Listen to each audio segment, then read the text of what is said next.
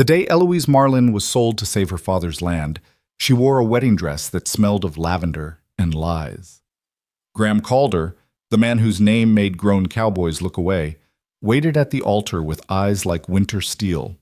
Everyone whispered he'd broken men who crossed him, burned rivals' dreams to ash. Eloise trembled through vows she never chose, certain she'd married a monster. But that night, when he showed her mercy instead of chains, the first crack appeared in everything she'd been told to fear.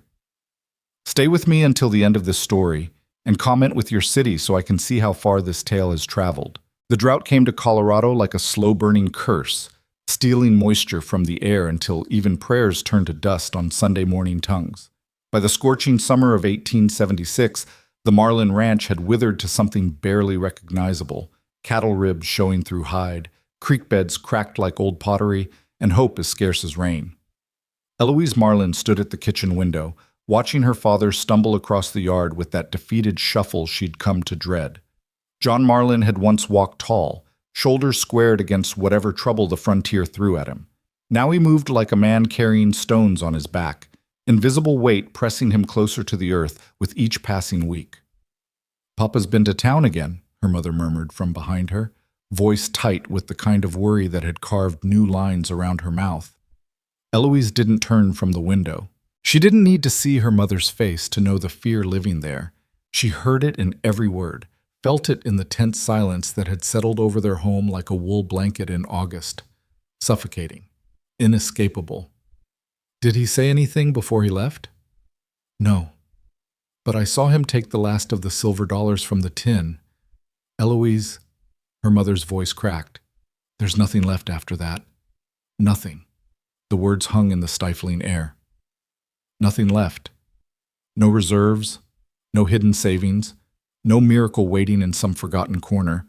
The bank had been patient, patient the way a predator is patient, watching wounded prey struggle before moving in for the kill. Their patience had run out 3 months ago. Now they were just waiting for the paperwork to be filed, for the Marlin Ranch to be seized and sold to whoever would pay the back taxes and accumulated debt. Eloise pressed her forehead against the sun-warmed glass, watching heat shimmer across the parched land her grandfather had claimed 30 years ago. This earth held her childhood, every bruised knee from learning to ride, every summer evening watching thunderheads build over the mountains, every dawn helping her father mend fences while he told stories about the early days. Losing it felt like losing her own history, watching pages torn from a book and scattered to the wind. "There has to be something we can do," she whispered, though she'd stopped believing in solutions weeks ago. Her mother didn't answer. What was there to say? They'd already sold everything that could be sold. The good horses, the furniture from the parlor, even her grandmother's china service that had come all the way from Philadelphia in a padded trunk. Every sacrifice had been a drop of water on stones, evaporating before it could make any real difference. When her father finally came through the door an hour later, Eloise knew immediately that something had changed. His face held a strange expression, not quite relief, not quite dread, but something hovering between the two like a bird uncertain where to land. "John?" Her mother rose from her chair by the cold hearth. "What happened?" He pulled off his hat, turning it slowly in weathered hands. His eyes found Eloise, held her gaze for a long moment, and she felt something cold slide down her spine despite the heat. "I found a way to save the ranch," he said quietly. The words should have brought joy. Instead, the kitchen seemed to grow colder, as if winter had suddenly reached forward through the calendar to brush icy fingers against them all. "How?" Eloise heard herself ask, though part of her already knew she wouldn't like the answer. Her father's jaw worked, muscle jumping beneath sun-weathered skin. Graham Calder made an offer. The name landed like a stone in still water, sending ripples of recognition and fear through Eloise's chest. Everyone in 3 counties knew Graham Calder. The man owned more land than most towns, ran cattle herds that stretched to the horizon, and commanded respect, or fear, depending on who you asked, from ranchers and businessmen alike. "What kind of offer?" Her mother's voice had gone very quiet. "He'll pay everything. Every cent we owe the bank, enough to stock the ranch again, rebuild what the drought took." Her father's knuckles were white where he gripped his hat. "He'll even pay extra so you can hire help. Make sure you're comfortable." "In exchange for what?" Eloise asked, though her heart already knew, was already racing ahead to the terrible answer. Her father finally looked away, couldn't hold her eyes anymore. "In exchange for Eloise becoming his wife." The words seemed to echo in the small kitchen, bouncing off walls and windows until they filled every available space. Eloise couldn't breathe, couldn't think beyond the roaring in her ears that sounded like distant thunder, like the world ending somewhere just out of sight. "No." Her mother's voice cut sharp as broken glass. "Absolutely not. We'll find another way." "There is no other way." Her father's composure cracked, anguish bleeding through. "Don't you think I've looked? Don't you think I've tried everything? The bank won't extend us anymore, won't give us until next season. They're foreclosing, Margaret. In 2 weeks, this place belongs to them, and we'll have nothing. Nothing." "So you'd sell our daughter?" Her mother was shaking now, fury and horror warring in her face. "You'd trade her like cattle to a man she doesn't know, doesn't love. You think I want this?" Her father's voice broke. "You think this doesn't kill me? But what choice do I have? At least this way you'll have a home. At least this way Eloise will be provided for, protected." Protected. Eloise finally found her voice, and it came out harder than she'd intended. "Papa, do you hear the stories about Graham Calder? They say he's destroyed men who crossed him, burned out rivals, ruined families. They say he's as cold as a Rocky Mountain winter and twice as merciless." "I know what they say," her father answered, and the defeat in his voice was somehow worse than his earlier desperation. "I also know he runs the most successful ranch in Colorado, that his men are loyal and well paid, that he's never been accused of any actual crime. Just rumors, Eloise. Just talk from men jealous of his success." "Then why does everyone fear him?" she shot back. "Because power makes people afraid, because success breeds envy, because—" He trailed off, rubbed a hand over his face. "Because sometimes a hard reputation is useful in rough country. It doesn't mean he's cruel. It doesn't mean he'd hurt you." "But it doesn't mean he wouldn't," her mother interjected coldly. Silence fell again, heavy and suffocating. Eloise looked between her parents, her father broken and desperate, her mother rigid with protective fury, and felt the weight of the decision pressing down on her shoulders like a physical thing. She'd seen Graham Calder only a handful of times, always from a distance. A tall figure on a dark horse, broad-shouldered and silent. The kind of man who commanded a room just by entering it, who made conversation stop and eyes drop when he passed. She'd never been close enough to see his face clearly, had only the impressions others painted with their whispered warnings. Hard as granite, cold as winter, merciless as a hanging judge. And now her father wanted her to marry him, to tie herself to this stranger for the rest of her life, based on nothing but desperation and debt. "How did this even come about?" she asked quietly. "Why would Graham Calder want to marry me? He could have any woman in the territory." Her father shifted uncomfortably. "I don't know all the particulars. I was at the bank, talking to Morrison about maybe getting just one more extension when Calder came in on business. Morrison mentioned our situation, not in detail, just that the ranch was about to be foreclosed. Calder—" He paused, choosing words carefully.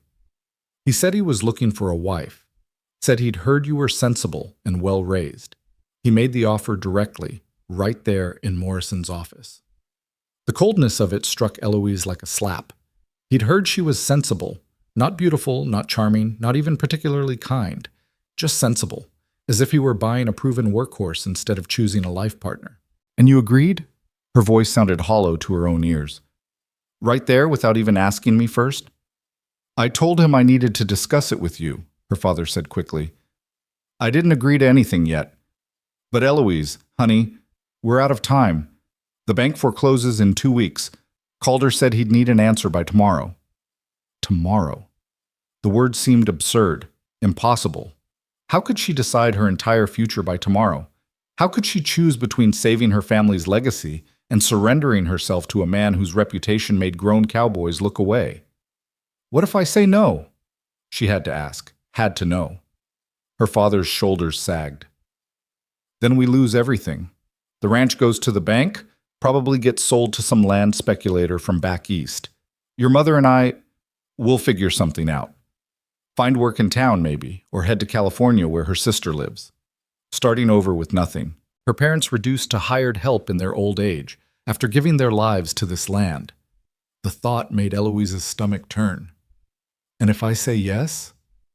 Then we keep the ranch. The debt is paid, we get enough to restock, and your mother and I can live out our days on the land we built. He met her eyes again, and she saw tears gathering there. And you'd be the wife of the most powerful man in 3 counties. You'd never want for anything, Eloise. Whatever else Calder might be, he takes care of what's his. The phrase sent a chill through her. What's his? As if marriage would make her a possession, another asset in Graham Calder's extensive holdings. Her mother came to her then, took her hands in a fierce grip. You don't have to do this. We'll survive somehow. I won't have you sacrificed for property, for dirt and grass. It's not just dirt, Eloise interrupted softly. It's home. It's everything you and Papa built, everything Grandpa claimed and cleared and fought for. It's the only place I've ever known. She squeezed her mother's hands, felt them trembling. And if I don't do this, what happens to you both? You'd lose everything because of bad luck and drought, after all these years of hard work. Better that than losing you, her mother whispered fiercely. But Eloise saw the truth in her father's eyes, in the defeated slope of his shoulders. They wouldn't survive losing the ranch. Oh, they might physically endure, find work somewhere, scratch out some kind of existence, but it would break something essential in them. Her father would never recover from the shame of losing what his father built. Her mother would wither without the land she'd poured her life into cultivating. And Eloise would carry the guilt of knowing she could have prevented it, could have saved them with a single word. I need time to think, she said finally, pulling away from her mother's grip. Until tomorrow, you said? Her father nodded, looking ancient in the slanting afternoon light. Eloise walked out of the kitchen, through the house that suddenly felt like it belonged to someone else, and out into the brutal sunshine. Her feet carried her without conscious direction, past the dying vegetable garden, past the barn where only 2 horses remained, out to the small cemetery on the rise where her grandparents lay beneath weathered stones. She sank down on the sun-hot earth beside her grandfather's grave, staring out at the land he'd claimed from wilderness. From here, she could see the boundaries of the ranch, modest by standards of men like Graham Calder, but infinite in the memories it held. That stand of cottonwoods was where she'd learned to fish. That rocky outcrop was where she'd gone to cry when her first love had married someone else.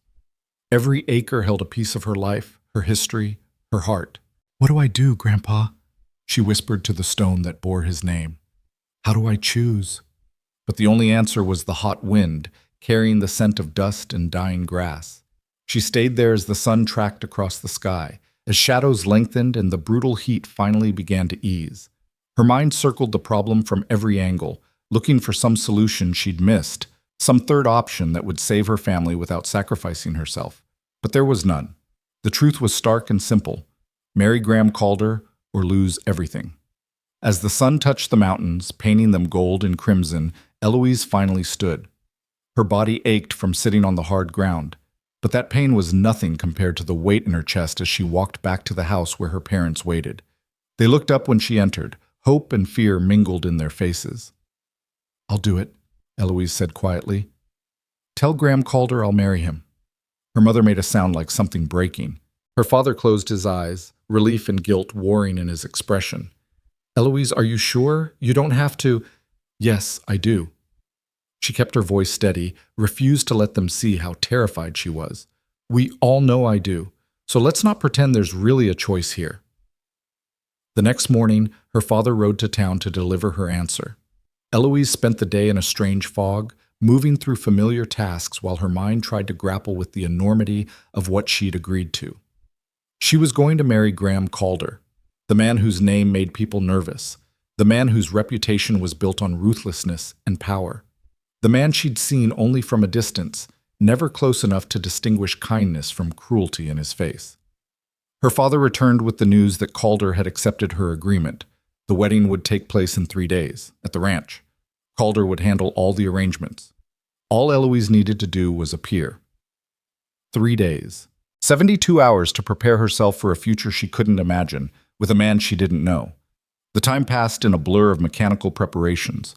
Her mother altered the wedding dress she'd worn 30 years ago, taking it in to fit Eloise's smaller frame, letting out the sleeves to accommodate the fashion of a new decade. The fabric was yellowed with age, and it smelled of the lavender her mother had packed it in, mixed with something else, something that might have been tears or regret, or both. On the morning of the wedding, Eloise stood in her bedroom, the same room where she'd slept since childhood, and stared at her reflection in the small mirror. The dress fit reasonably well after her mother's alterations, though it hung a bit loose in the bodice and the lace collar scratched her neck. Her dark hair was pinned up in the style deemed appropriate for brides, though wisps had already begun escaping in the heat. She looked pale, she thought, eyes too large in her face, lips pressed into a thin line. She looked like a woman being led to execution, not to the altar. "Oh, honey."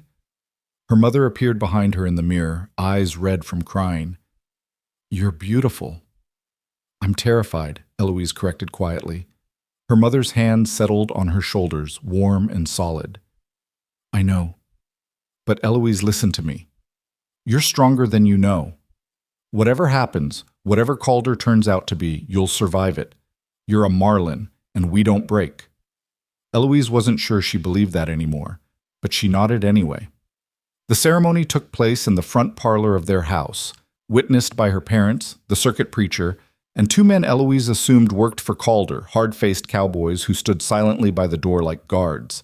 Graham Calder himself arrived precisely at noon, as punctual as death.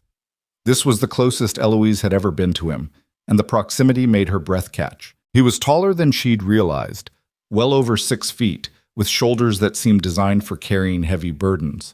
His suit was fine but practical, clearly expensive but not flashy. His hair was dark, shot through with gray at the temples, and his face. Eloise had expected cruelty there, or coldness at least. What she found instead was harder to read, a face weathered by sun and wind, with lines carved deep around eyes that were neither warm nor cold, but something in between. Gray eyes, she realized, winter eyes, like the sky before a storm. He didn't smile when he saw her, didn't speak beyond a quiet greeting, just stood beside her as the preacher opened his book and began the familiar words that would bind them together for life. Eloise barely heard the ceremony. Her heart hammered so hard she was certain everyone could hear it. Her hands shook when Calder took one to slide a simple gold band onto her finger, a ring that fit surprisingly well, as if he'd somehow known her size despite never having been this close before. His hands were calloused, she noticed, work roughened and warm, not the soft hands of a man who let others do his labor. When the preacher finally pronounced them husband and wife, there was a moment of terrible silence. Calder looked down at her, and Eloise felt the weight of his gaze like something physical. Then he nodded once, to her or to himself, she couldn't tell, and turned to shake her father's hand. "The payment will be transferred this afternoon," Calder said quietly. "You'll have everything in order by week's end." Her father nodded, looking like he might be sick. "Thank you, Mr. Calder, and I hope you'll be good to her."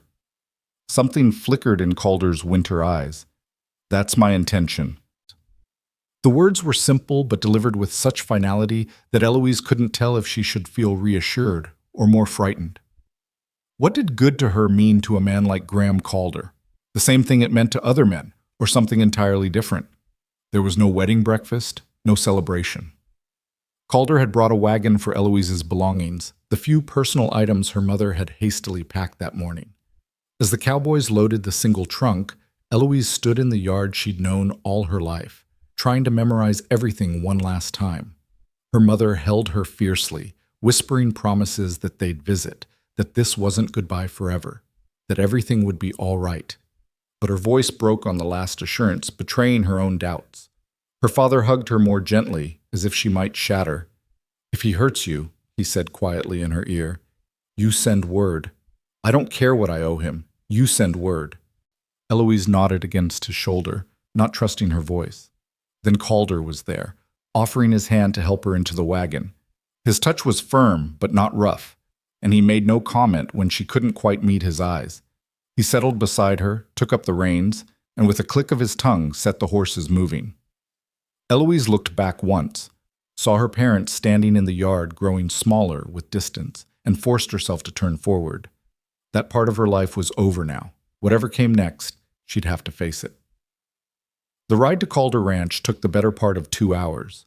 Calder didn't speak beyond practical necessities, pointing out landmarks, warning her when the road got rough. Eloise was grateful for the silence at first, too overwhelmed to make conversation with the stranger who was now her husband. But as the miles passed and the silence stretched, she began to feel the weight of it. She snuck glances at Calder from the corner of her eye, trying to read something in his profile. His jaw was set, eyes fixed on the road ahead. His hands held the reins with easy competence, and he guided the horses around rough patches with the unconscious skill of someone who'd driven this route 1,000 times. He didn't look cruel, she thought. Didn't look particularly warm either, but there was something almost careful in how he handled the horses, how he'd helped her into the wagon, as if he was aware of his own size and strength and made efforts to be gentle despite them. Or maybe she was just desperate to find something reassuring in the man she'd bound herself to forever. When they finally crested a rise and the Calder Ranch spread out before them, Eloise couldn't suppress a small gasp. She'd known it was large. Everyone knew that, but knowing and seeing were different things. The ranch sprawled across a valley framed by mountains, with a main house that looked more like something you'd find in Denver than on a working cattle ranch. 2 stories of white-painted wood with a wide porch wrapped around 3 sides, barns and outbuildings arranged with military precision, corrals where horses moved like dark water, and in the distance, cattle dotting the landscape like scattered seed. It was beautiful and intimidating in equal measure. "It's very large," she managed. "It keeps me busy," Calder replied, and she thought she detected the faintest edge of something that might have been humor in his voice. They rolled into the yard and immediately ranch hands appeared, taking the horses, unloading her trunk, nodding respectfully to Calder while casting curious glances at Eloise. A woman emerged from the house, older and solid-looking, with steel-gray hair and a no-nonsense expression. "Mrs. Brennan," Calder said, climbing down and then turning to help Eloise. "This is my wife, Eloise. She'll need to be shown her room and made comfortable." Her room. Not their room. The words registered with a strange mix of relief and confusion. "Of course, Mr. Calder." Mrs. Brennan looked Eloise up and down with sharp eyes that seemed to miss nothing, then gave a small nod as if she'd passed some invisible test. "Welcome to Calder Ranch, Mrs. Calder. I'm the housekeeper. If you need anything, you just let me know." Mrs. Calder. Eloise felt dizzy hearing herself called that, as if the name belonged to someone else entirely. Calder turned to her then, and for the first time since they'd left her family's ranch, he looked directly at her. Really looked, like he was trying to read something in her face. "Mrs. Brennan will show you the house and get you settled," he said quietly. "I have work to see to, but I'll be in for supper. If you need anything before then," he gestured vaguely toward the barn, "someone will find me." Then he was gone, striding toward the barn with that same careful purposefulness, leaving Eloise standing in the yard of this massive ranch that was apparently now her home. "Come along, dear," Mrs. Brennan said, not unkindly. "Let's get you out of this heat." The house was even more impressive inside. High ceilings, polished wood floors, furniture that looked both expensive and comfortable.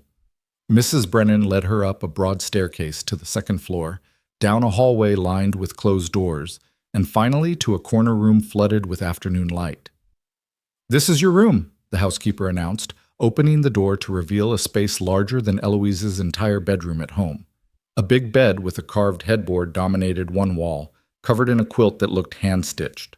A wardrobe stood against another wall, and through an open door, Eloise could see what appeared to be a private bathing room. "My room," she repeated slowly. "Not Mr. Calder's room." Mrs. Brennan's expression softened slightly. "Mr. Calder's room is down the hall. He said you'd have your own space." She busied herself opening curtains, smoothing the already smooth quilt. "He's a good man, Mrs. Calder. Knows people say otherwise, but I've worked for him near 10 years, and I've never seen him be cruel. Demanding, yes. Expects things done right. But not cruel." Eloise sank onto the edge of the bed, suddenly exhausted. "Why did he marry me?" she asked quietly.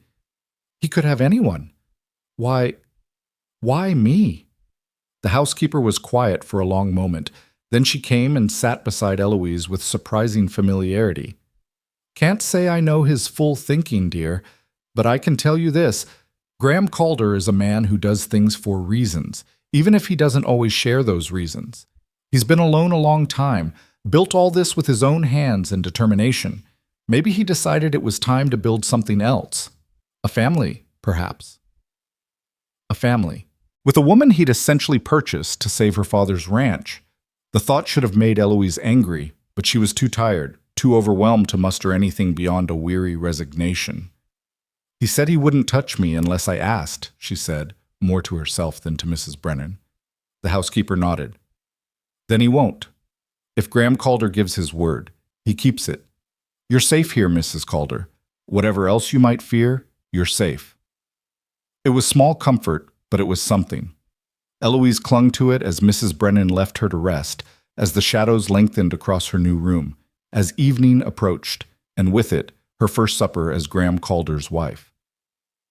When the dinner bell rang, Eloise made her way downstairs on shaking legs, still wearing the yellowed wedding dress because she didn't know what else to put on.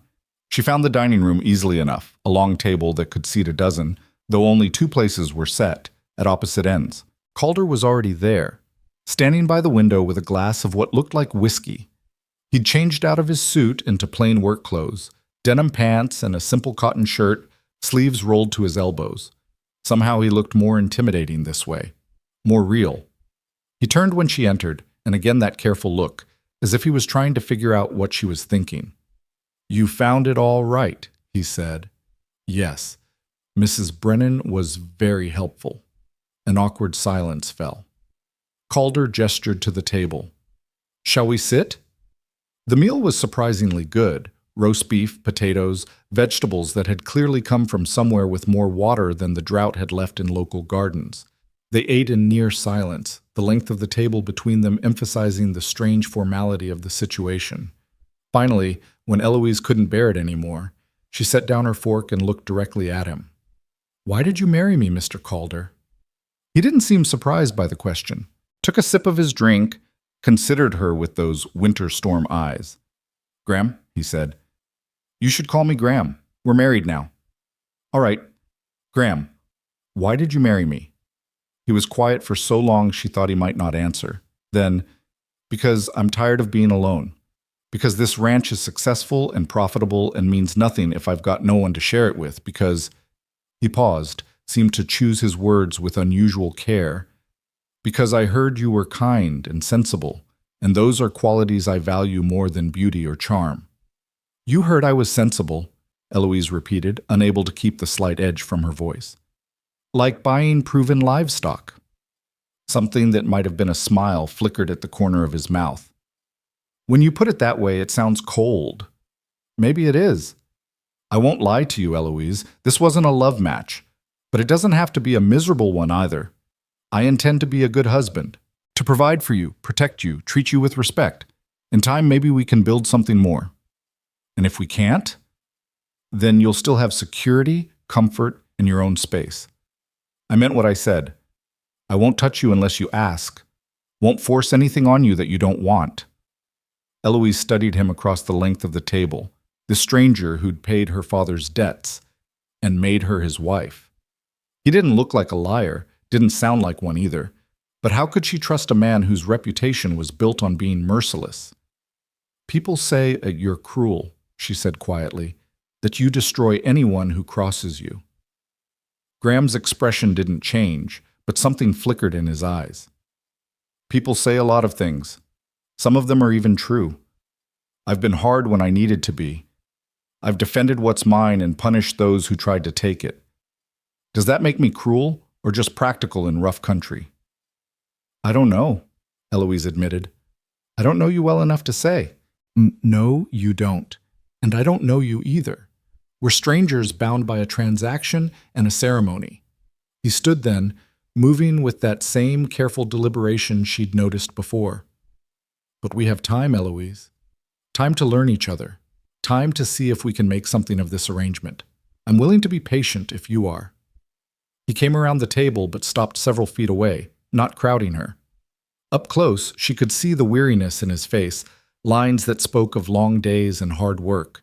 He was younger than she'd initially thought, perhaps late 30s rather than the 40-some years his gray-shot hair suggested. "You should rest," he said quietly. "It's been a long day, and I imagine you're exhausted. I'll be up early tomorrow, always am, but you sleep as long as you need. Mrs. Brennan will see you get breakfast whenever you wake." Then he was gone, leaving Eloise alone in the dining room of her new home, married to a man she feared and didn't understand, facing a future she couldn't begin to predict. She made her way upstairs, found her room again, and changed out of the wedding dress into a simple nightgown her mother had packed. The bed was comfortable, more comfortable than any she'd slept in before, but sleep was a long time coming. Through her window, she could see lights in the distant barns, hear the sounds of the ranch settling for the night. Somewhere out there, Graham Calder was checking on his cattle, his horses, his empire of grass and sky. And tomorrow, Eloise would wake up as his wife, as mistress of this vast ranch, trapped in a bargain made of desperation and debt. But as she finally drifted toward sleep, one thought kept circling back. He'd given her her own room, had promised not to touch her without permission, had spoken of respect and patience. The monster she'd feared didn't quite match the man who'd made those promises. Maybe, just maybe, Graham Calder was as much a stranger to his own reputation as she was to him. And maybe in time she'd find out which version was real, the merciless cattle baron or the careful man who'd given his word and seemed intent on keeping it. Only time would tell which Graham Calder she'd truly married. Morning came too early, announced by roosters, and the distant sounds of men beginning their day. Eloise woke disoriented, momentarily forgetting where she was until the unfamiliar ceiling came into focus, high and white, crossed with dark beams. Not her childhood bedroom, not her home anymore. She was Mrs. Graham Calder now, mistress of a ranch that felt more like a small kingdom, wife to a man whose reputation preceded him like thunder before a storm. The house was quiet as she dressed in one of the simple day dresses her mother had packed, her fingers clumsy on the buttons. Through her window, she could see the ranch already alive with activity, cowboys moving between buildings, horses being led from the barn, the whole operation running with a precision that suggested years of established routine. She found her way downstairs, following the smell of coffee and bacon, to a kitchen that was easily 3 times the size of her mother's. Mrs. Brennan stood at the stove, humming something tuneless under her breath. "Good morning, Mrs. Calder," the housekeeper said cheerfully. "You're up earlier than I expected. Sit yourself down and I'll get you some breakfast. Please call me Eloise." She slid into a chair at the small table tucked in the corner, a more intimate space than the formal dining room. "Has Mr. Calder already eaten?" "Graham's been up since before dawn, dear. He takes coffee and biscuits early, then has a proper breakfast around 8 with the hands." Mrs. Brennan set a plate in front of her, eggs, bacon, fresh bread that was still warm. "He keeps long hours, that one. First up, last to bed most nights." Eloise picked at her food, stomach tight with nerves. What does he expect me to do? What are my duties?" Mrs. Brennan paused in her work, turning to face her with a thoughtful expression. "He didn't say exactly. Just told me to make sure you were comfortable and had whatever you needed. I suppose you'll figure it out together as you go." It was a non-answer that left Eloise feeling more adrift than before. At her family's ranch, every day had held clear purpose. Chickens to feed, garden to tend, meals to prepare, endless tasks that kept hands busy and minds focused. Here, in this well-run household with its efficient housekeeper and numerous ranch hands, she couldn't quite see where she was meant to fit. She was finishing her coffee when heavy footsteps sounded in the hall. Graham appeared in the doorway, hat in hand, dust already coating his boots despite the early hour. He stopped when he saw her, something unreadable crossing his face. "You're up," he said, as if this surprised him. "I'm used to early mornings." He nodded, shifted his weight slightly. "I'm heading out to check the north pastures. Fences need mending before we rotate the herd. I'll be back around supper." "All right." Eloise didn't know what else to say. Was she supposed to ask to come along, stay here and learn the house? The rules of this strange new life weren't clear. Graham lingered in the doorway a moment longer, then seemed to make a decision. "You're welcome to ride out if you want. Explore the place, get a sense of the land. Just let one of the hands know so they don't worry. I. Yes. Thank you. Another nod, and he was gone, leaving Eloise alone with Mrs. Brennan and the echo of his boots on the wooden floor. The housekeeper chuckled softly. He's not much for conversation, our Graham, but he means well. You'll see. Eloise spent that first morning exploring the house, memorizing the layout of rooms that seemed designed for a family much larger than two people, a library with more books than she'd seen outside of the general store in town, a parlor with furniture too fine to have traveled by wagon, a music room with a piano that looked like it had never been played, the keys pristine and dust-free only because Mrs. Brennan clearly kept it polished. He bought that 5 years back, Mrs. Brennan said when she noticed Eloise staring at the instrument. Said a proper house should have music in it, but Graham doesn't play, and we've never had anyone else here who did. I played a little when I was younger, Eloise admitted, before we had to sell our piano. Well then, Mrs. Brennan smiled. Perhaps that's one reason you're here, to fill this big house with something besides silence. After lunch, Eloise did what Graham had suggested, borrowed a gentle mare from the barn, and rode out to see the ranch. A young cowboy with red hair and an easy smile offered to accompany her. Name's Colton, ma'am. I can show you the boundaries if you'd like, help you get your bearings. They rode for hours, Colton pointing out landmarks and explaining the ranch's operation with the enthusiasm of someone who loved his work. The Calder Ranch was even larger than she'd realized, thousands of acres stretching to the mountain foothills, with cattle scattered across pastures that seemed to go on forever. Mr. Calder built all this himself? She asked, pausing at a rise that offered views in every direction. Most of it, ma'am. He came here 15 years ago with nothing but a horse and determination. Bought the land when nobody else wanted it, too far from town, too wild, but he saw what it could be. Colton's admiration was obvious. Now it's the most successful operation in 3 counties. He's fair, too. Pays better than most, treats the hands decent. Some of us have been here near 10 years. But people in town speak of him differently, Eloise said carefully. They say he's ruthless. Colton's expression grew serious. He's hard when he needs to be, ma'am. This country doesn't forgive weakness. There have been men who tried to take what wasn't theirs, rustle cattle, burn pastures, intimidate the smaller ranchers into selling cheap so they could squeeze Mr. Calder out. He dealt with them. The young cowboy met her eyes. But he never started trouble, only finished it. That's not ruthless, that's survival. They rode back as the sun lowered, painting the mountains gold and purple. Eloise found herself thinking about what Colton had said, trying to reconcile the feared reputation with this picture of a man who'd built something from nothing and protected it fiercely. Graham was coming in from the north pastures when they reached the barn. He sat tall in the saddle, shoulders straight despite what must have been hours of hard work. His eyes found Eloise immediately, and he swung down from his horse with practiced ease. You rode out.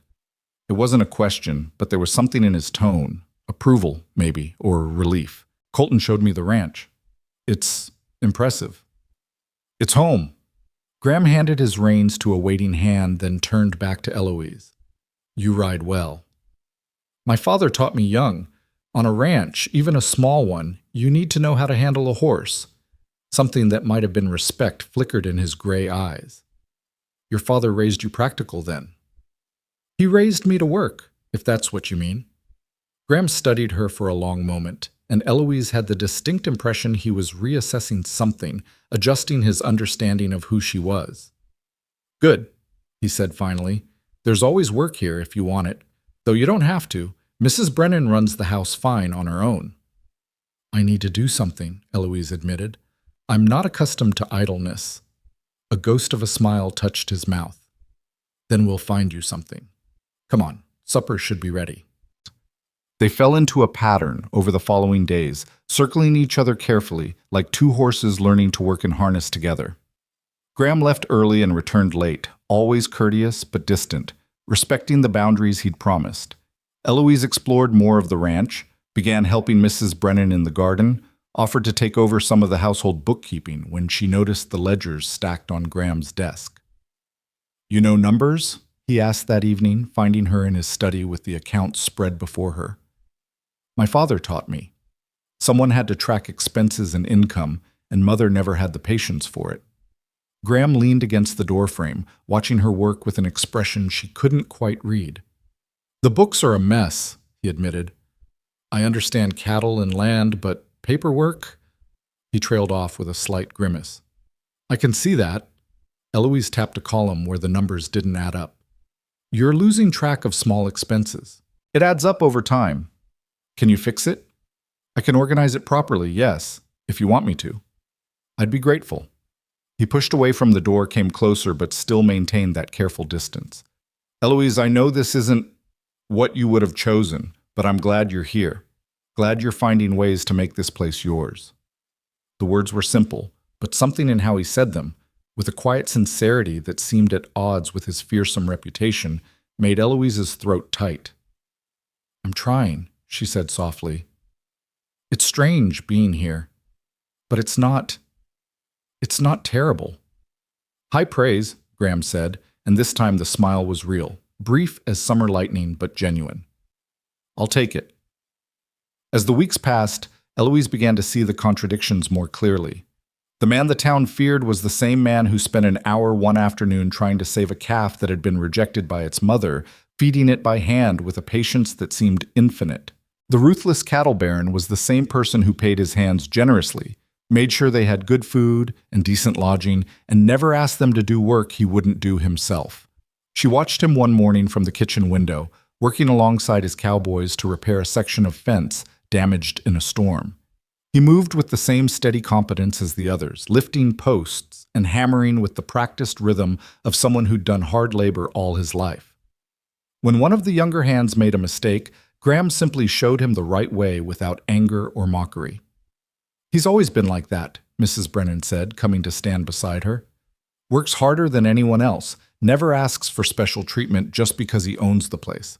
The men respect that." "But why do people in town fear him?" Eloise asked, voicing the question that had been growing louder in her mind. "Everything I see here contradicts what I was told about him." "Mrs." Brennan was quiet for a moment, choosing her words carefully. "There was trouble a few years back. A man named Sutton tried to take over some of the smaller ranches, forcing folks to sell by burning their pastures, scattering their herds. Graham stood up to him, protected the smaller operations, organized the ranchers to fight back. Sutton ended up ruined, lost everything, and left the territory. And people blame Graham for that? Some do. Say he was too ruthless in how he handled it, but what they don't talk about is that Sutton started it, that Graham was just protecting what was his and helping neighbors who couldn't defend themselves alone." The housekeeper's voice held conviction. "Graham could have let it happen, could have waited until Sutton forced everyone out and then bought their land cheap, would have doubled his holdings for a fraction of the cost, but that's not who he is." Eloise absorbed this, another piece of the puzzle that was her husband. Why doesn't he defend himself? Why let people think the worst? Pride, maybe. Or just exhaustion. It takes energy to care what people think, and Graham puts all his energy into this ranch. Mrs. Brennan patted her arm. "But you're seeing the real man now. That's what matters." That evening, Eloise found Graham in the library, reading by lamplight. She paused in the doorway, suddenly uncertain. "Come in," he said without looking up. "You don't need permission to enter any room in this house. It's your home, too." She moved into the room, drawn by curiosity to see what he was reading. Poetry, she realized with surprise. Longfellow. "You like poetry?" The question came out before she could stop it. Graham looked up, and for once he didn't seem guarded. "Surprises you?" "Everything about you surprises me," Eloise admitted honestly. "You're not what I expected." "What did you expect? A monster?" There was no accusation in his voice, just genuine curiosity. "Yes," she said quietly. "That's exactly what I expected." He closed the book, gave her his full attention. "And now?" "Now I don't know what to think. I watch you work alongside your men, see how they respect you. I hear Mrs. Brennan defend you fiercely. I see you save rejected calves and read Longfellow in the evening. It doesn't match what people said." Graham was silent for a long moment, his expression thoughtful. "People believe what they want to believe. I'm successful, and success makes enemies. I've been hard when necessary, and that gives people ammunition to paint me however they like. I stopped trying to control the narrative years ago. But doesn't it bother you, having people think you're cruel when you're not? Are you certain I'm not?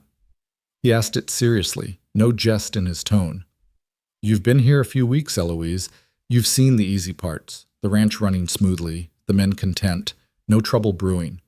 But when trouble does come, I handle it with whatever force necessary. That's not always pretty, that's not always kind. There's a difference between being hard and being cruel, Eloise countered. Between defending what's yours and destroying for the pleasure of it. Something shifted in Graham's expression. Surprise, perhaps, or something deeper. You've thought about this.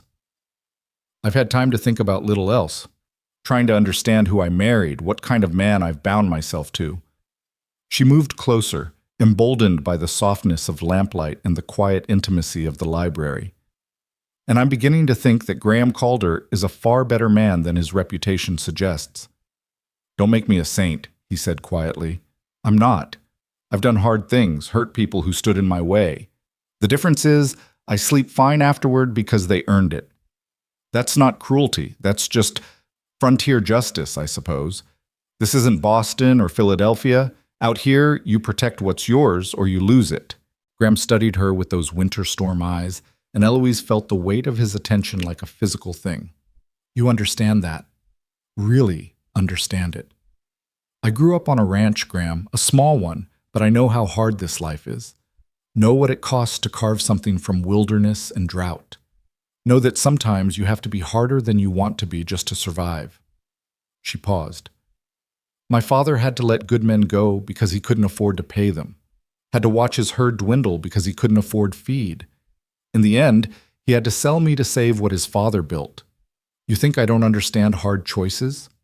The words came out more bitter than she'd intended, and she saw them land, saw Graham flinch slightly at her phrasing.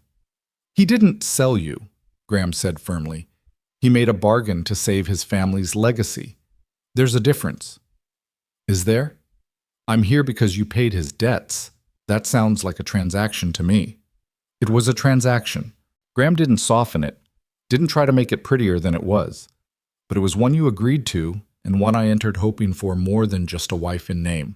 I wanted a partner, Eloise, someone who could understand this life, this ranch, what it takes to maintain it. Your father said you were sensible and strong. He was right. The compliment, delivered with such matter-of-fact certainty, caught her off guard. You don't know me well enough to say that. I'm learning, and what I've learned so far, it's more than I hoped for when I made that offer. He stood then, setting the book aside, and took a step closer, still maintaining distance, still careful, but closing the gap slightly. You've been here 3 weeks, and already you've organized the accounts, helped Mrs. Brennan expand the garden, started teaching Colton to read in the evenings. The men like you. The place feels different with you in it. Different how? Less empty. The words were quiet, almost reluctant, as if he wasn't used to admitting such things. I built this ranch into something impressive, but it's been hollow, a showcase with nobody to appreciate it. Now it feels like it might become a home instead of just a headquarters. Eloise's heart did something complicated in her chest. Is that what you want? A home? Doesn't everyone? Graham asked softly. Even men with terrible reputations? She found herself smiling despite everything. I suppose even monsters want to come in from the cold. Especially monsters.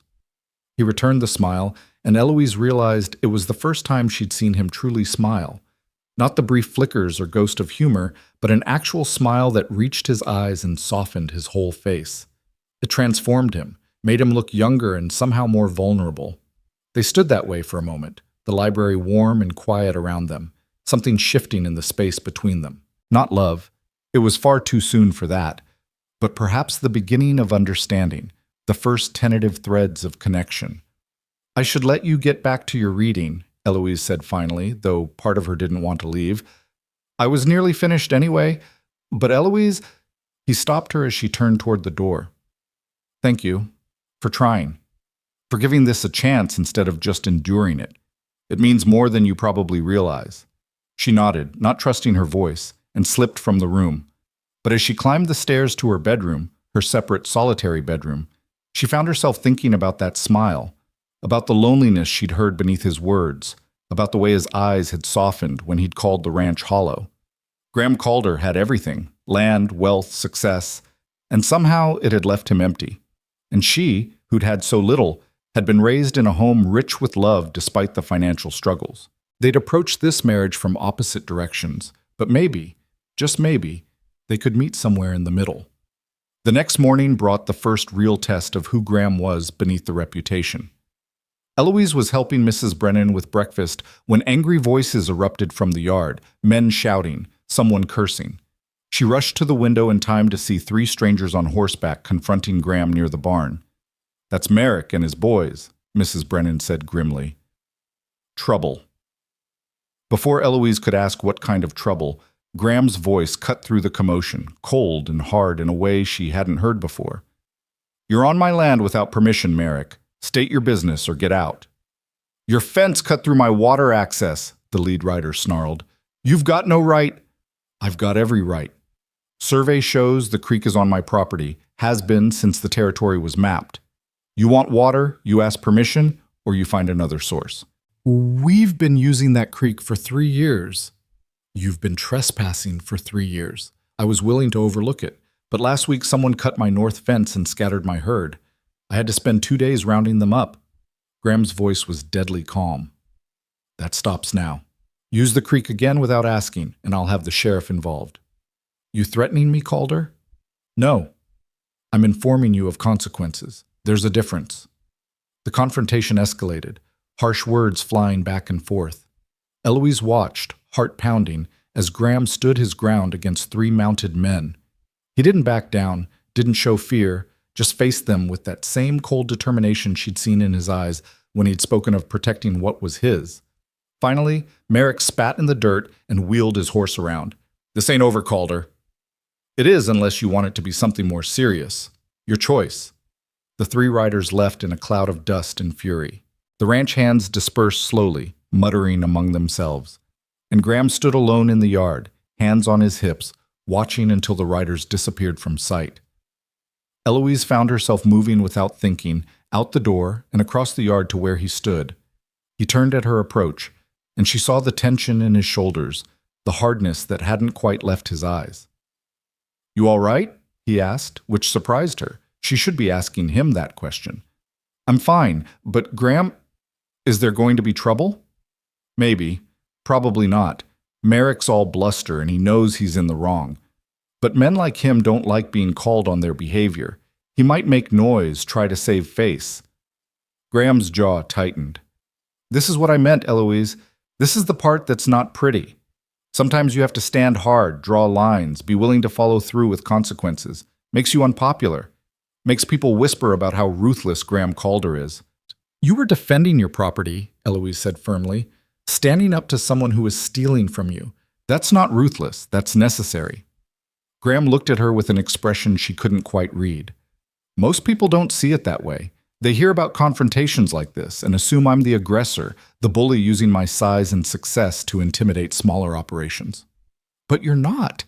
He was stealing your water, cut your fence, scattered your cattle. You had every right to—" "I know I had the right," Graham interrupted gently, "but rights don't change perception.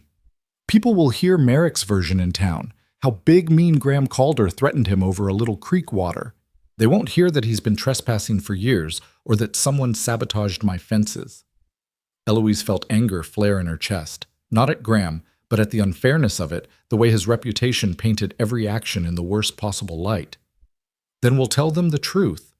"We won't," Graham said firmly but not unkindly. "Because defending yourself just makes you look defensive, and people believe what they want to believe anyway. Better to let it go, keep my head down, and handle problems as they come." "But that's not fair."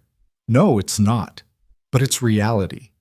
He reached out, then seemed to think better of it, his hand dropping back to his side. "Don't worry about it, Eloise. I've dealt with worse than Merrick. He'll bluster for a while, then move on to easier targets." But worry she did, especially as the days passed and she heard the gossip. Mrs. Brennan returned from town with stories of how Merrick was painting himself as the victim, how people were clucking their tongues about poor Mr. Merrick being bullied by the powerful Calder Ranch. Graham just shrugged when she mentioned it, told her to ignore it, went about his work as if the rumors didn't exist. Yet Eloise noticed things. The way his shoulders tensed when he rode to town for supplies. The careful distance he maintained from other ranchers at the feed store. The quiet resignation in his eyes when someone crossed the street to avoid speaking to him. Graham Calder had built an empire and paid for it with isolation. And watching him bear that burden alone, with quiet dignity and without complaint, made something shift in Eloise's heart. A softening, a protective instinct, a growing certainty that her husband deserved better than the hand life had dealt him. One evening, nearly 6 weeks after their wedding, Eloise was working on the accounts in the study when Graham came in, looking more tired than usual. He poured himself a whiskey, drank it standing by the window, staring out at the darkening mountains. "Long day?" she asked softly. "Long enough." He rolled his shoulders, working out tension. Lost 2 calves to wolves, found another section of fence cut, had to ride to town and listen to Morrison lecture me about maintaining good relations with neighbors. His laugh was bitter, as if I'm the one creating problems.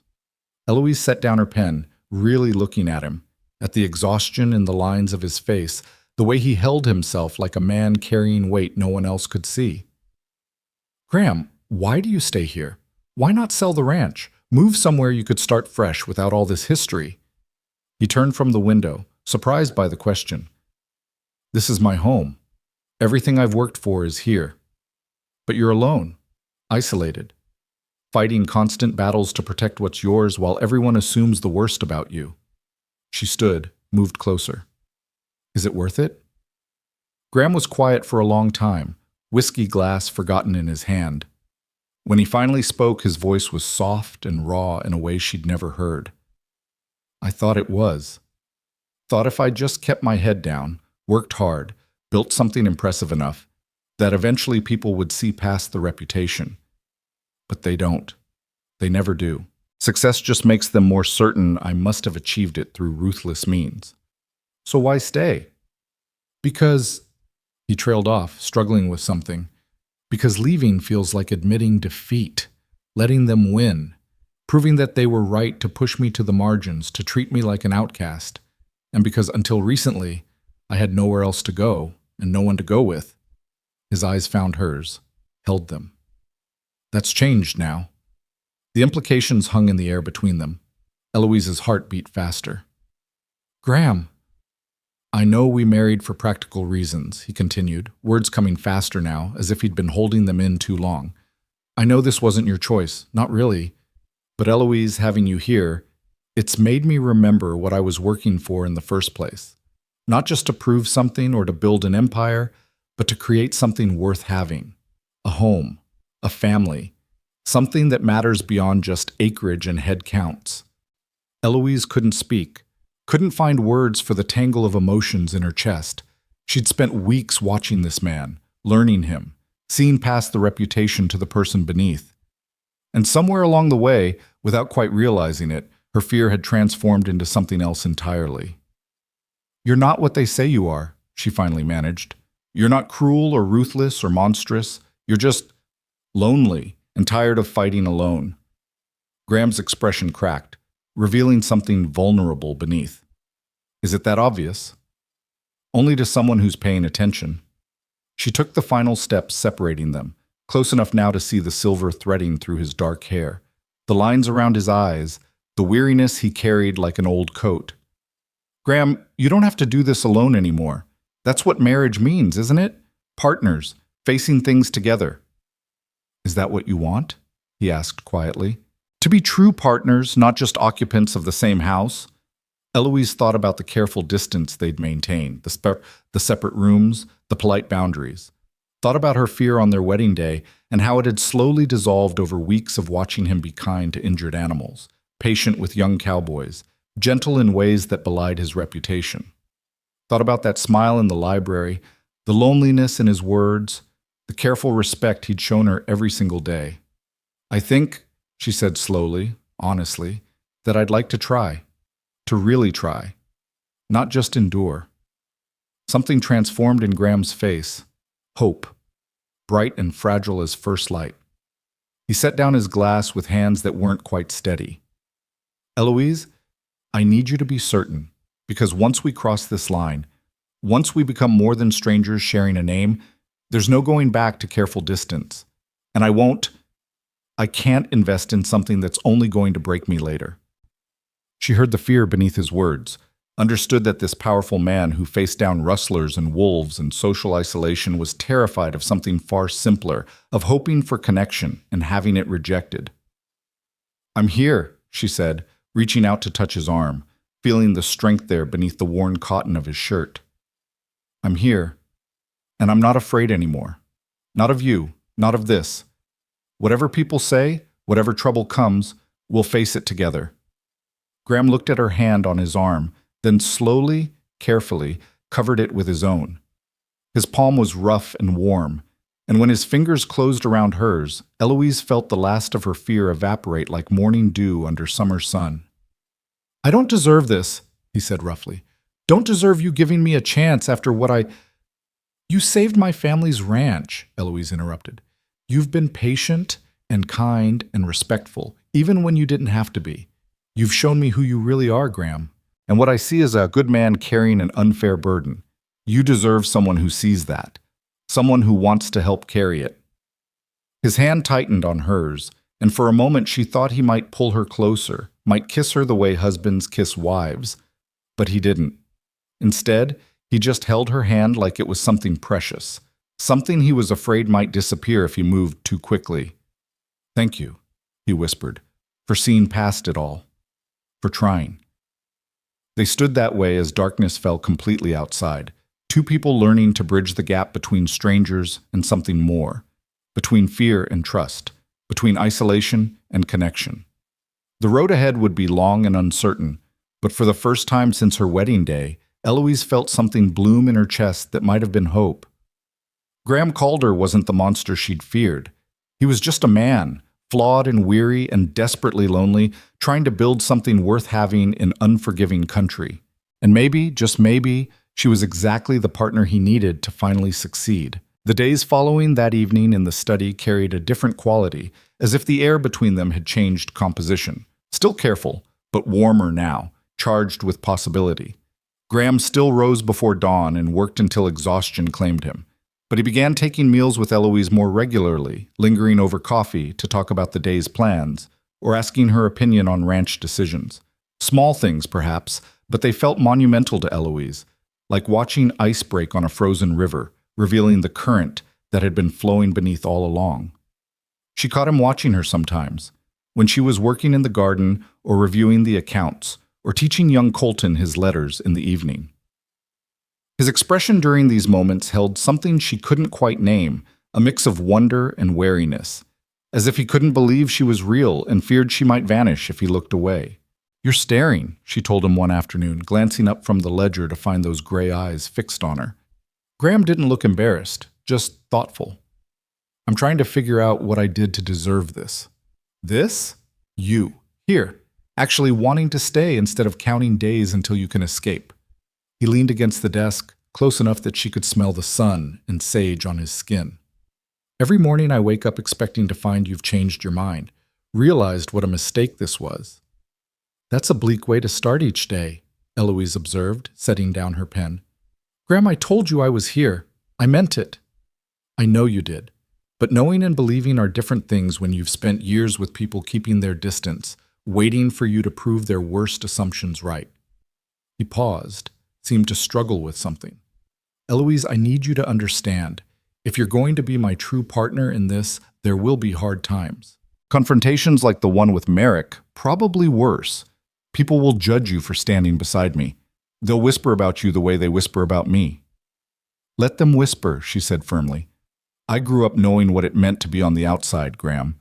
My family was never wealthy enough to matter in town society, never poor enough to be pitied.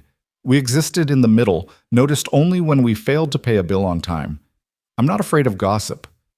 Something shifted in his expression. Relief, perhaps, or gratitude. You're stronger than you look. I'd have to be, married to you. She meant it lightly, but Graham's face grew serious. Yes, he said quietly.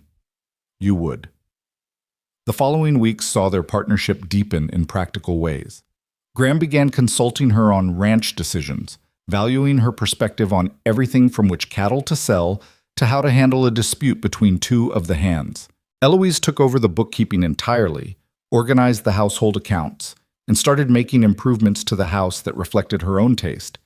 Curtains in the windows, flowers on the table, small touches that made the place feel lived in rather than simply occupied. Mrs. Brennan watched these developments with obvious approval. "It's good to see this house coming alive," she told Eloise one morning while they worked together preserving vegetables. Graham needed someone who'd make it a home instead of just a headquarters. "He works so hard," Eloise said, slicing beans with practiced efficiency. "Sometimes I wonder if he even notices the changes." "Oh, he notices." The housekeeper's smile was knowing. "He just doesn't always know how to say so. That man's better with actions than words, always has been." As if to prove the point, Eloise found evidence of Graham's wordless consideration everywhere. A new mare appeared in the barn, a beautiful chestnut with a gentle disposition, perfect for her skill level. Books she'd mentioned wanting to read materialized in the library. The piano was tuned and fresh sheet music appeared on the stand. He never made a show of these gestures, never drew attention to them, but they accumulated like a language she was learning to read. Then came the storm that would change everything. It started as a distant rumble on a sweltering August afternoon, clouds building over the mountains with ominous speed. Eloise was in the garden when the first wind hit, strong enough to bend the young cornstalks nearly horizontal. "Storm's coming in fast," Colton called from the barn, already moving to secure loose equipment. "Looks like it'll be a bad one." Within an hour, the sky had turned the color of old bruises, and the wind howled like something alive and angry. Graham came riding in hard, already soaked despite having been gone only since midday. "We need to move the herd in the north pasture," he told the assembled hands, water streaming from his hat brim. "Creek's already rising, and if it floods, they'll be trapped against the fence line. We go now, get them to higher ground before it's too late." "Graham, it's too dangerous," Eloise heard herself say, moving to his side. "The lightning—" "I know." His jaw was set, that stubborn determination she recognized. "But I've got 200 head up there, including breeding stock I can't afford to lose. We go now, or we lose them." "Then I'm coming with you." His head snapped toward her. "Absolutely not. You need every available hand, and I can ride as well as most of your cowboys." She met his eyes steadily, refusing to back down. "I'm not staying here wondering if you're alive or dead while I could be helping." Graham looked like he wanted to argue, but another crack of thunder decided the matter. "Fine, but you stay back from the creek, understand? You see the water rising too fast, you ride for high ground immediately." They rode out into the teeth of the storm, 8 riders against nature's fury. The rain came down in sheets, making it nearly impossible to see more than a few yards ahead. Lightning split the sky with terrible frequency, each crack illuminating the landscape in stark white flashes. The cattle were already spooked, milling nervously as the creek beside them swelled with alarming speed. "Spread out," Graham shouted over the wind. "Push them east, away from the water, slow and steady. Don't spook them into running." It was brutal, exhausting work. The cattle resisted, confused by the storm, and the rain made every surface treacherous. Eloise's horse slipped twice, and she had to trust the animal's instincts to keep them both upright. Her clothes were plastered to her skin within minutes, cold despite the summer heat, and her hands ached from gripping the reins.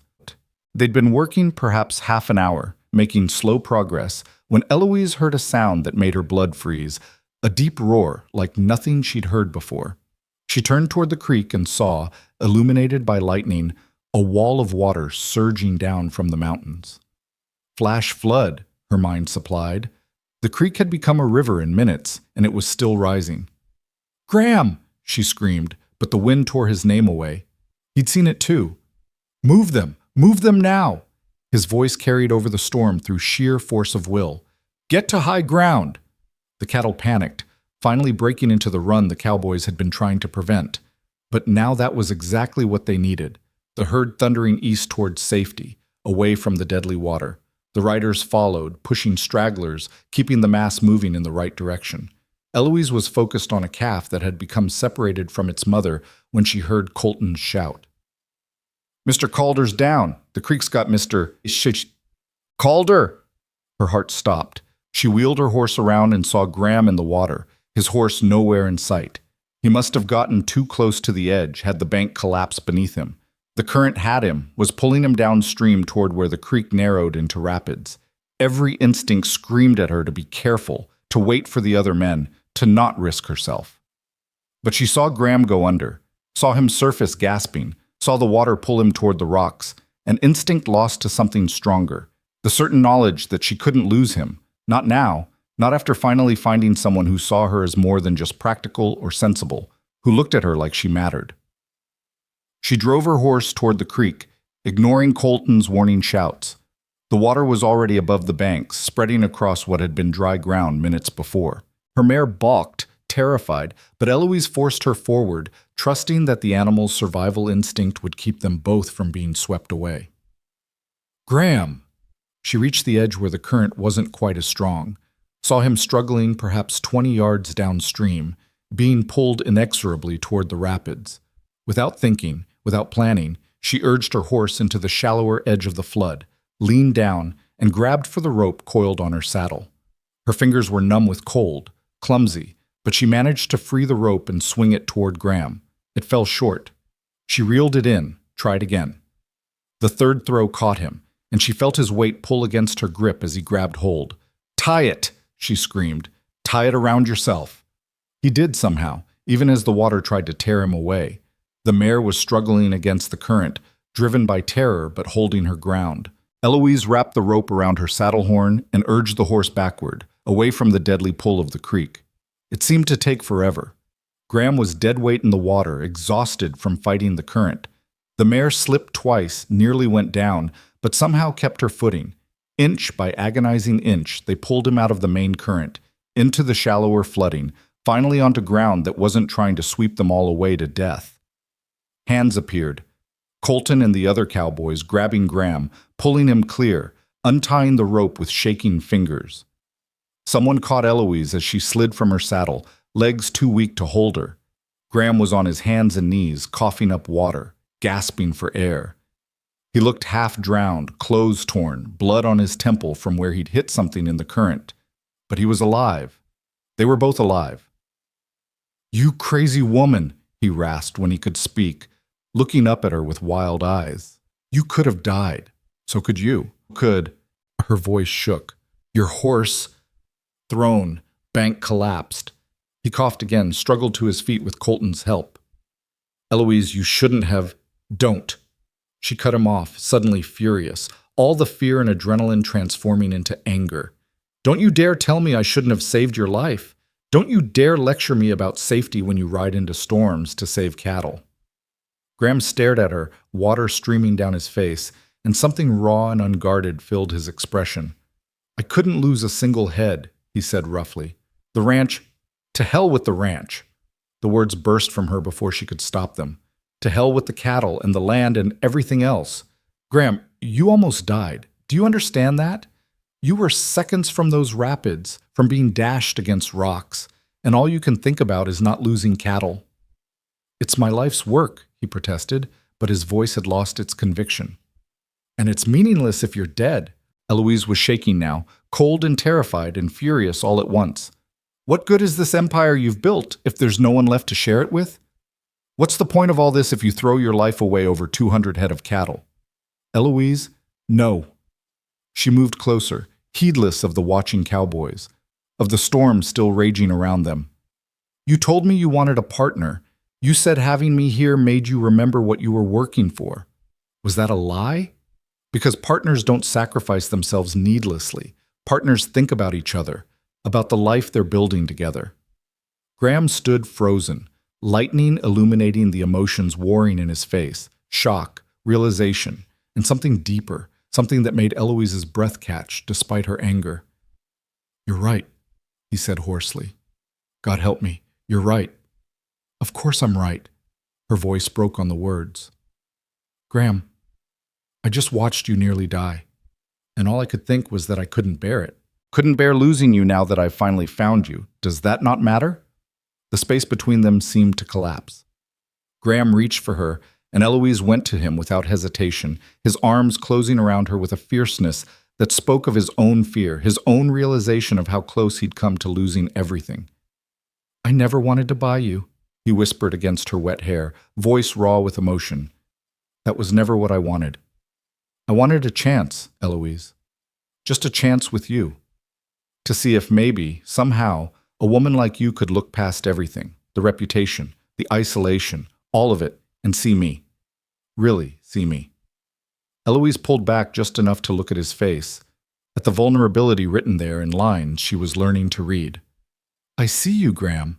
I've been seeing you for weeks now, and what I see is a good man who's been alone too long, who's forgotten that some things matter more than land and cattle and proving yourself to people who'll never give you credit anyway." "You matter more," he said, and the certainty in his voice made her throat tight. "I know that now. You matter more than all of it."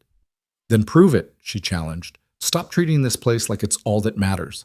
Stop sacrificing yourself on the altar of other people's expectations. Live, Graham. Really live, not just survive."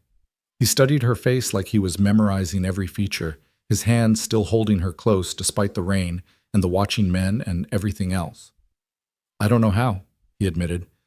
"I've spent so long just pushing forward, just working to maintain what I've built. I've forgotten what it feels like to want something more than mere success." "Then learn." She reached up, touched his face, felt the rough stubble and the cold rain and the warmth of his skin beneath. "We'll learn together.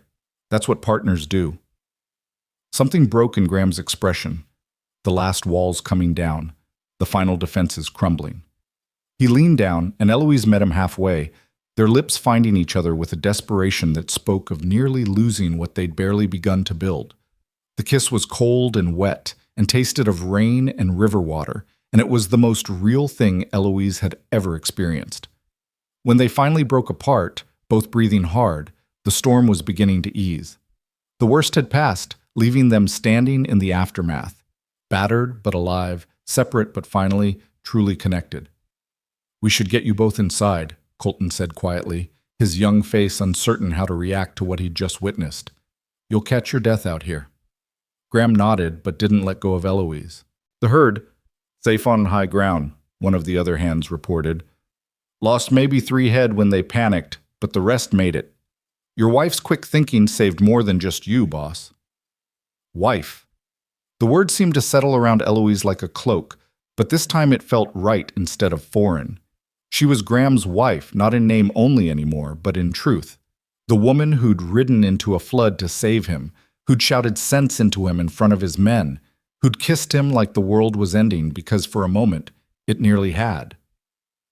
They rode back to the house slowly, Graham on a borrowed horse, staying close to Eloise as if afraid she might disappear. The other hands gave them space, perhaps sensing that something fundamental had shifted between the boss and his wife, that the careful distance they'd maintained was gone forever. Mrs. Brennan met them at the door, gasping at their condition. "Sweet mercy, what happened?" "Creek flooded," Graham said simply. "Eloise saved my life." The housekeeper's eyes went wide, but she recovered quickly, ushering them both inside with the efficiency of a battlefield nurse. "Hot baths, both of you, immediately. I'll have food ready when you're warmed through. Go on now, before you both catch pneumonia." Eloise started toward the stairs, then realized Graham was following her. She paused, turned back. "Graham?"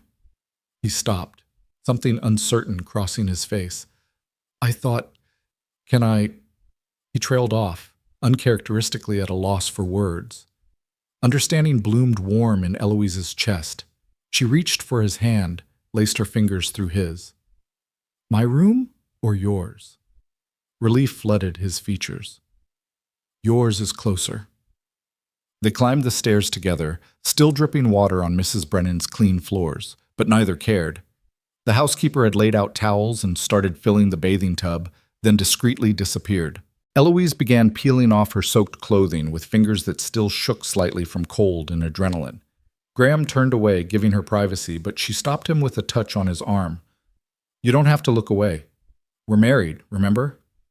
"I know, but I said I wouldn't. That was before." She kept her voice gentle but firm. "Before tonight. Before I nearly lost you. Before we both finally admitted what we've been dancing around for weeks. Graham, look at me. He did, slowly turning, his eyes finding hers and holding them even as she continued undressing. There was nothing lascivious in his gaze, just wonder and something that might have been reverence, as if he couldn't quite believe she was real and choosing him. "You're shaking," he observed quietly. "So are you." They helped each other then, fumbling with buttons and laces with cold, numbed fingers, carefully checking for injuries from their ordeal. Graham had a nasty gash on his temple that would need tending, and Eloise's hands were scraped raw from the rope. They'd both have spectacular bruises by morning. The bath was hot enough to sting, and they took turns warming through while the storm finally spent itself outside. By the time they were both clean and dry, wearing the robes Mrs. Brennan had thoughtfully provided, exhaustion was setting in. "Food first," Graham insisted when Eloise swayed on her feet. "Then rest." They ate in her room, simple soup and bread that Mrs. Brennan brought up with a knowing look and no comment. The food warmed them from the inside, and gradually the shaking subsided, the adrenaline faded, leaving only a bone-deep weariness.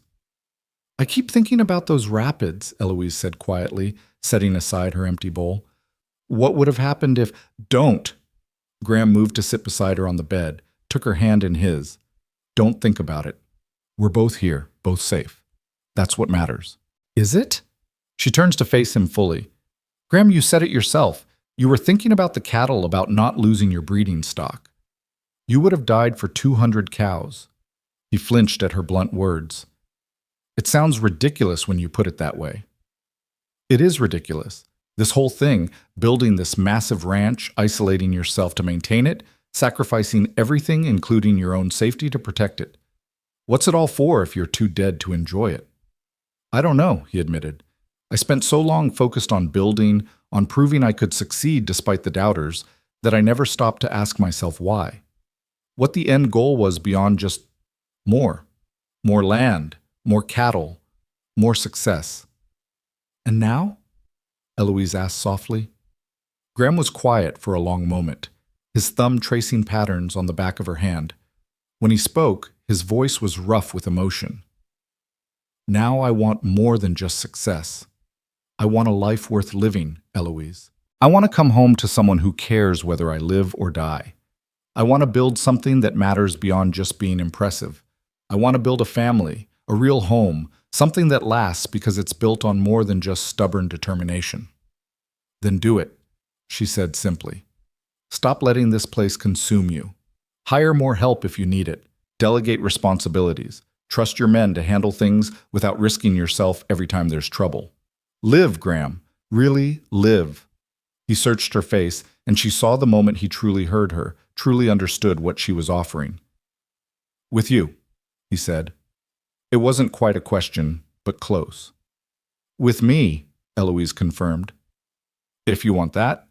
If you're ready to let someone in, to share not just your name and your house, but your life." "I've wanted that since the moment you agreed to marry me," Graham confessed. "Maybe even before. When I first heard about you from your father, something in the way he talked about you made me think maybe, just maybe, here was someone who could understand this life, who could be strong enough to handle the rough parts and kind enough to care about the gentler ones." "Your father said I was sensible," Eloise reminded him, but there was warmth in her voice now, not bitterness. "He undersold you." Graham's smile was soft in the lamplight. "You're brave and fierce and stubborn as hell. You rode into a flood to save me, then shouted sense into me in front of my men. You reorganized my entire bookkeeping system in 2 weeks and taught Colton to read when I'd been trying to convince him for months. You're not just sensible, Eloise, you're extraordinary." The words settled around her like a benediction, filling places she hadn't realized were empty. "I'm just me. Just a rancher's daughter who learned to work hard and make do with little." "You're my wife," Graham said firmly, "and that makes you the most important person in my world. It took nearly drowning for me to really understand that, but I do now. You matter more than the ranch, more than the cattle, more than any of it. You're what makes it all worth having." Eloise felt tears prick her eyes, not from sadness, but from the overwhelming rightness of this moment, this connection finally acknowledged and claimed. "I was so scared," she whispered. "When I saw you in that water, Graham, I was terrified, not of being alone or losing the security of this marriage, but of losing you, the person you are beneath all the reputation and armor. I couldn't bear it. You won't have to. He pulled her close, and she went willingly, tucking herself against his chest, where she could hear his heartbeat, steady and strong. I'm here, and I'm not going anywhere. We're partners now, Eloise. Really, truly partners. In all things. They lay down together as the last of the storm rumbled away toward the plains, exhaustion finally claiming them. Graham's arms stayed around her, solid and warm, and Eloise let herself relax completely for the first time since her wedding day. This was real now, not an arrangement or a transaction, but a true marriage, forged in floodwater and fear, and the desperate certainty that they'd finally found what they'd both been searching for. "Graham?" she murmured as sleep pulled at her. "Hmm? No more risking yourself unnecessarily. Promise me."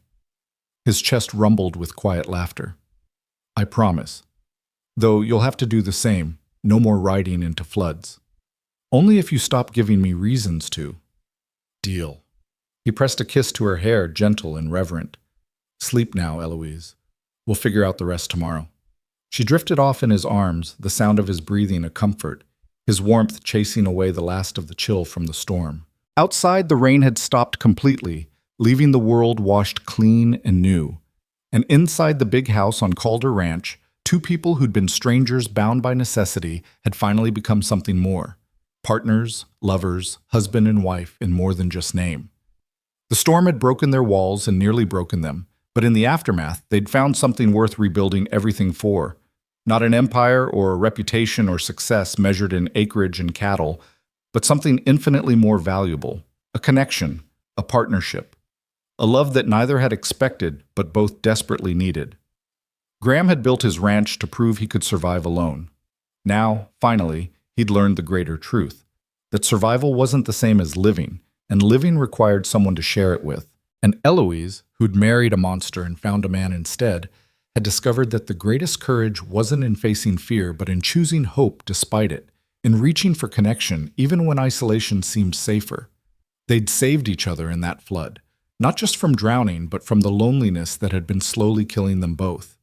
And tomorrow, when they woke in each other's arms for the first time, they'd begin building something neither had dared dream possible when they'd spoken their vows in that tense ceremony weeks ago.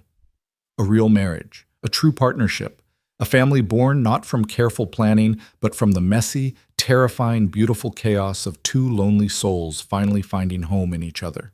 Dawn came soft and golden through the windows, and for the first time in his adult life, Graham Calder woke with someone in his arms. Eloise was still sleeping, her dark hair spread across his chest, one hand resting over his heart as if checking to make sure it still beat. The sight made something fierce and protective surge through him. This woman who'd ridden into a flood to save him, who'd shouted sense into him when he'd been too stubborn to see it himself, who'd chosen to stay when she could have maintained the safe distance he'd offered. He shifted slightly, trying not to wake her, but her eyes fluttered open anyway. For a moment she looked confused, then memory clearly returned and her face softened into something that made his breath catch. "Morning," she murmured, voice rough with sleep. "Morning." He touched her face gently, still half afraid she might disappear if he wasn't careful. "How do you feel?" "Sore, exhausted, happy." She smiled at his surprised expression. "Is that strange? After nearly dying yesterday, I should probably be traumatized, but instead I just feel settled, like something finally clicked into place." Graham understood exactly what she meant. Despite the aches from yesterday's ordeal, despite the cut on his temple that throbbed with each heartbeat, he felt more at peace than he had in years. "Not strange at all. I feel it too." They lay there as the morning light strengthened, neither in a hurry to leave the cocoon of warmth and intimacy they'd created. Eventually, though, reality intruded in the form of Mrs. Brennan's knock on the door. "Breakfast in 30 minutes, the housekeeper called cheerfully. "And Mr. Calder, Colton says the north fence took some damage in the storm. Nothing urgent, but it'll need attention today." "Tell him I'll be down after breakfast," Graham called back, then caught the look on Eloise's face. "What?" You're delegating, she observed with obvious approval. Telling Colton to assess the damage instead of rushing out there yourself before you've even had coffee. Well, someone recently convinced me that I don't have to handle everything personally. He pulled her closer, pressed a kiss to her forehead. Someone who's apparently determined to keep me alive despite my best efforts to the contrary. Don't joke about that. But Eloise was smiling, her fingers tracing the bruises on his ribs. You scared 10 years off my life yesterday, Graham called her. I know. I'm sorry. He meant it, could still see her face when she'd pulled him from that creek, white with terror, fierce with determination.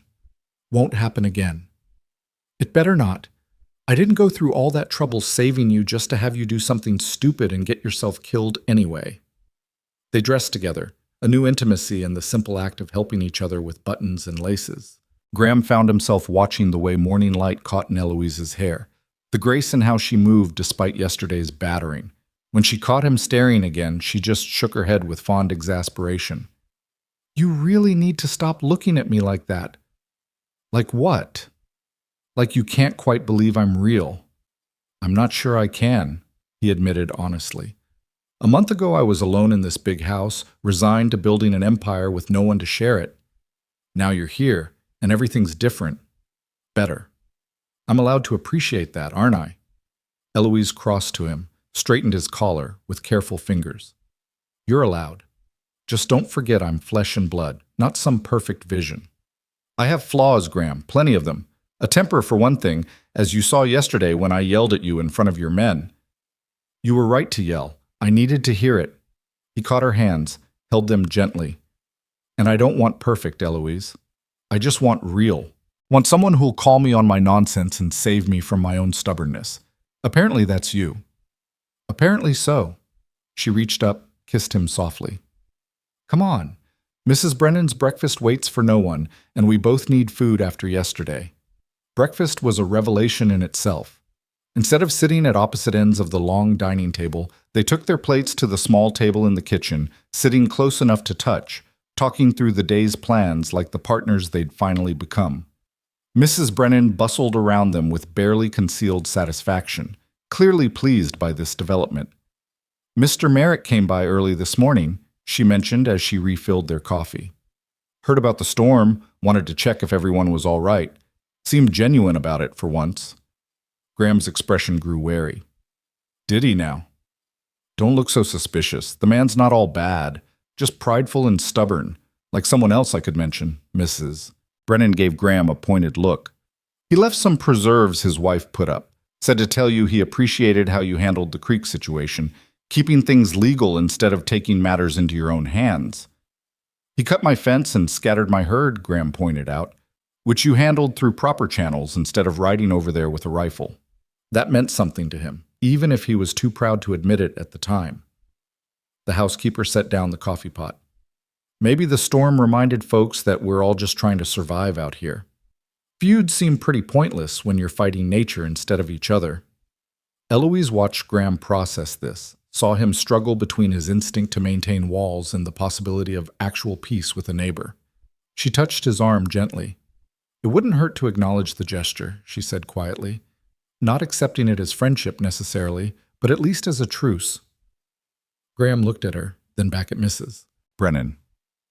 Tell Merrick thank you for checking on us, and tell him if he needs water access during dry spells he can ask. We'll work something out. The housekeeper's smile could have lit the whole kitchen. I'll do that. Now eat. You both look half-starved. After breakfast, Graham did go to check the fence damage, but this time Eloise went with him. They rode out together, taking their time, and she noticed how different he seemed. Less driven, more present, actually looking at the land he'd worked so hard to claim, instead of just cataloging problems that needed fixing. It really is beautiful, she observed as they paused at a rise overlooking the valley. I can see why you fought so hard to keep it. It is beautiful. I just forgot to notice somewhere along the way. Graham guided his horse closer to hers, their legs nearly touching. Got so focused on defending and maintaining that I stopped seeing what I was defending. Stopped remembering why it mattered beyond just proving I could succeed. And now? Now I remember. It's not about proving anything to anyone else anymore. It's about building something worth having, something worth passing down. His hand found hers, squeezed gently. Something worth sharing with someone I care about.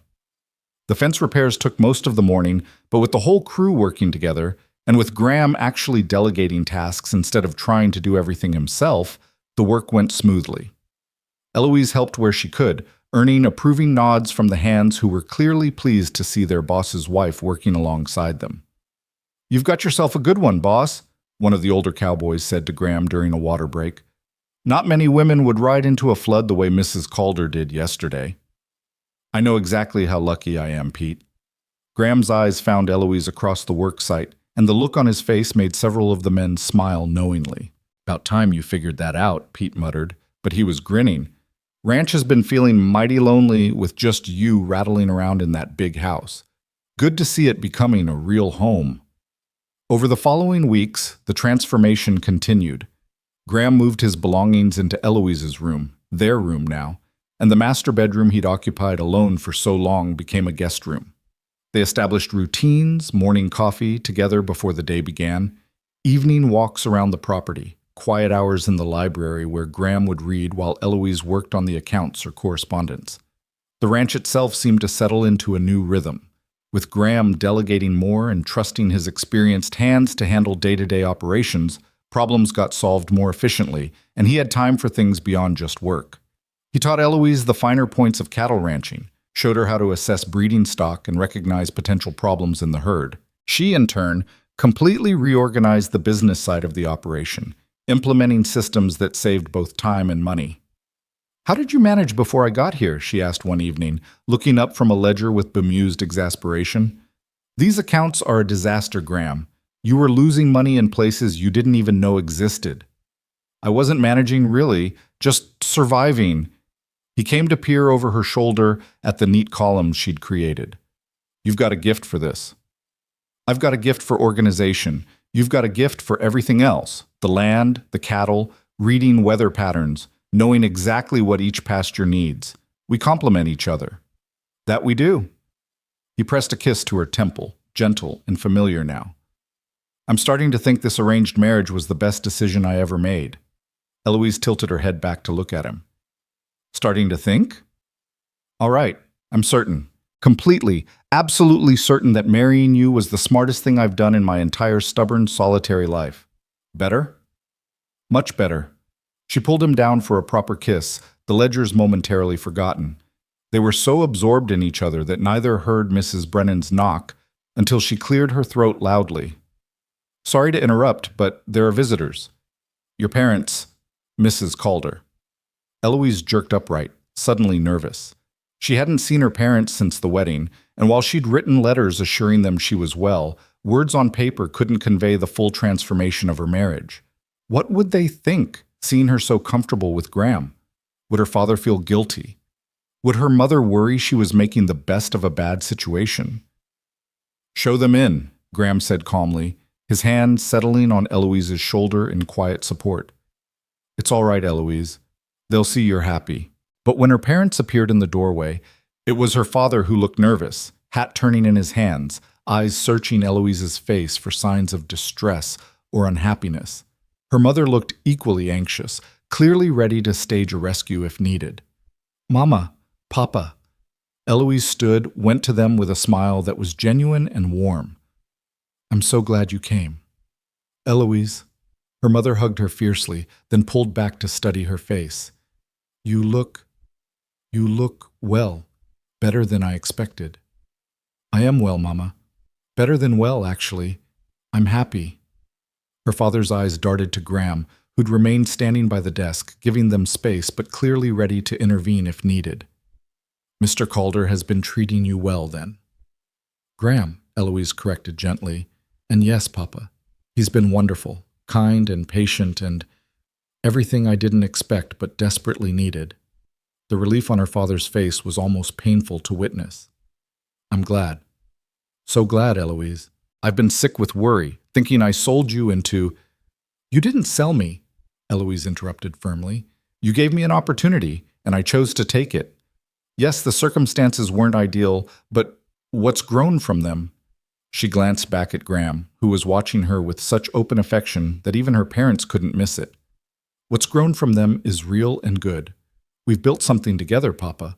A real marriage, a real partnership. Her mother was crying now, relief mixing with joy. Oh, sweetheart, when we left you here, so frightened, I thought my heart would break. But seeing you now— I know I was terrified on our wedding day, Eloise admitted.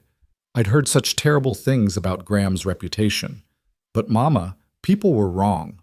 Or rather, they only saw part of the truth and assumed the worst. He's been alone so long, working so hard to prove himself, that people mistook his determination for ruthlessness. The important thing, Graham said quietly, finally stepping forward, is that Eloise is happy, that she feels safe and valued here. That's all that matters.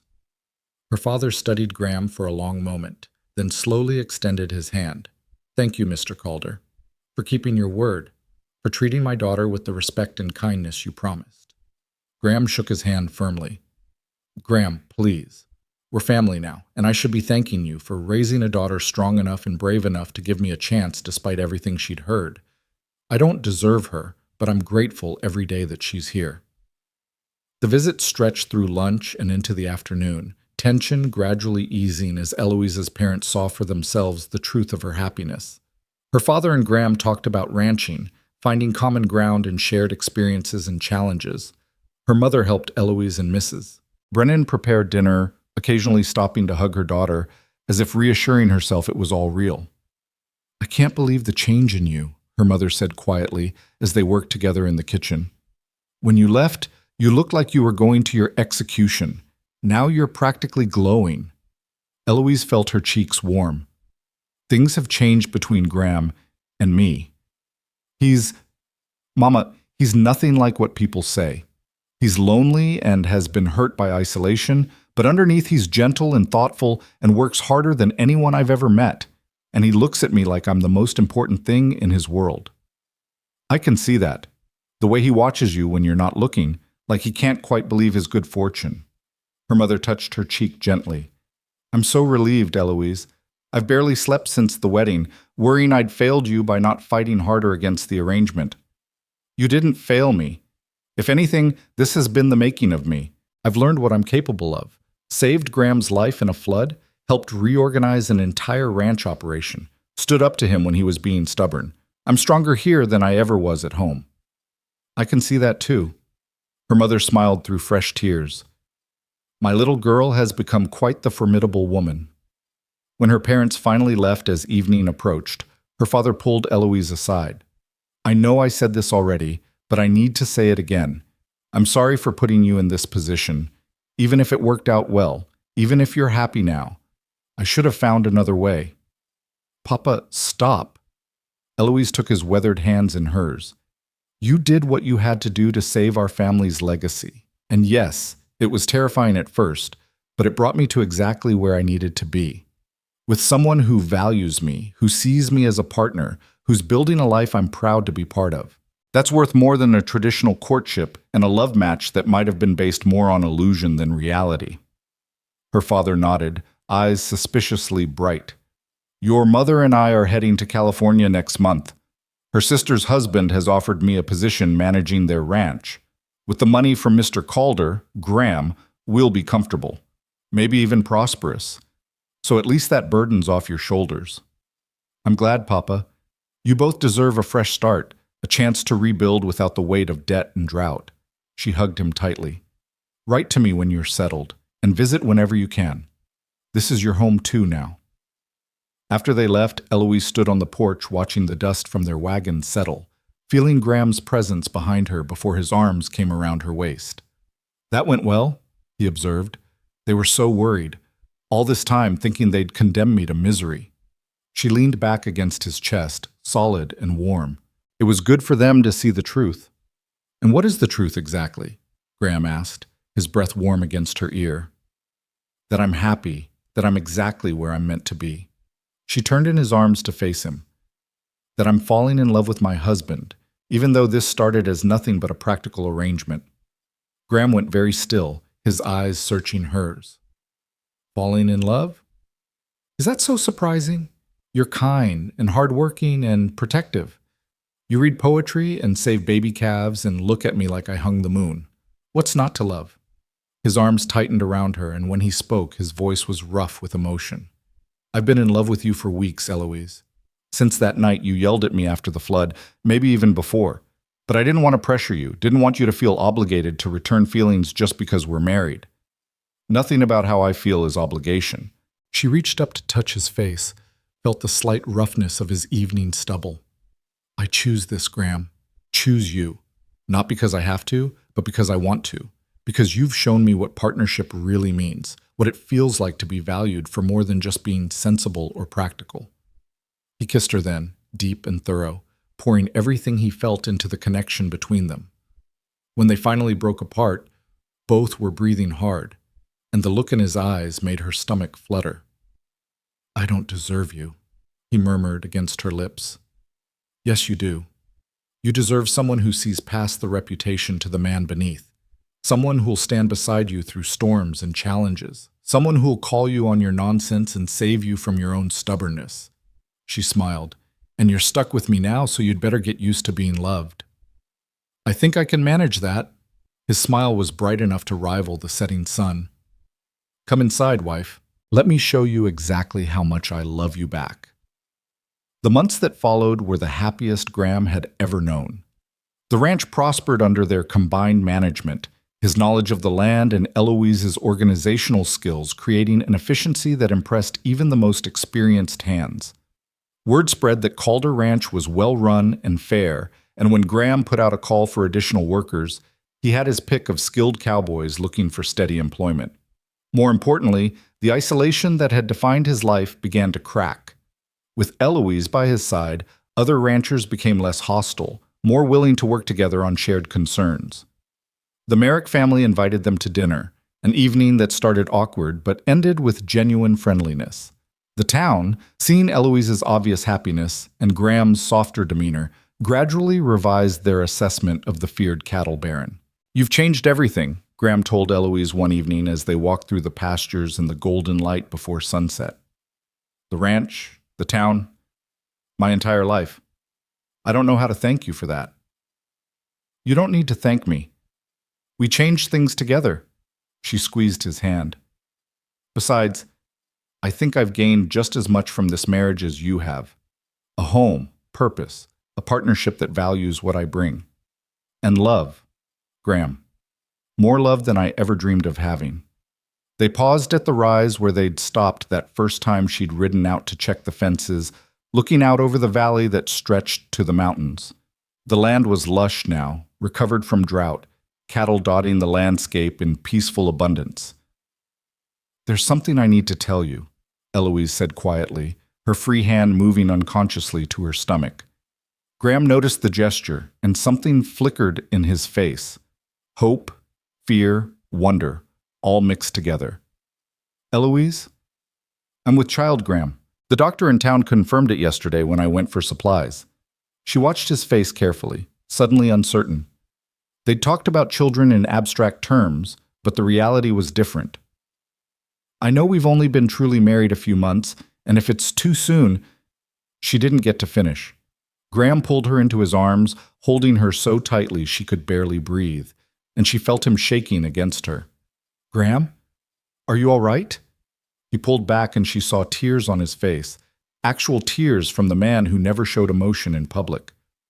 I'm more than all right. Eloise, you've just given me something I never thought I'd have. A family. A real family. His reaction was so overwhelming, so genuinely joyful, that Eloise felt her own tears start. You're happy about this? Happy doesn't begin to cover it. He laughed, the sound bright and free. You're carrying our child. We're going to be parents.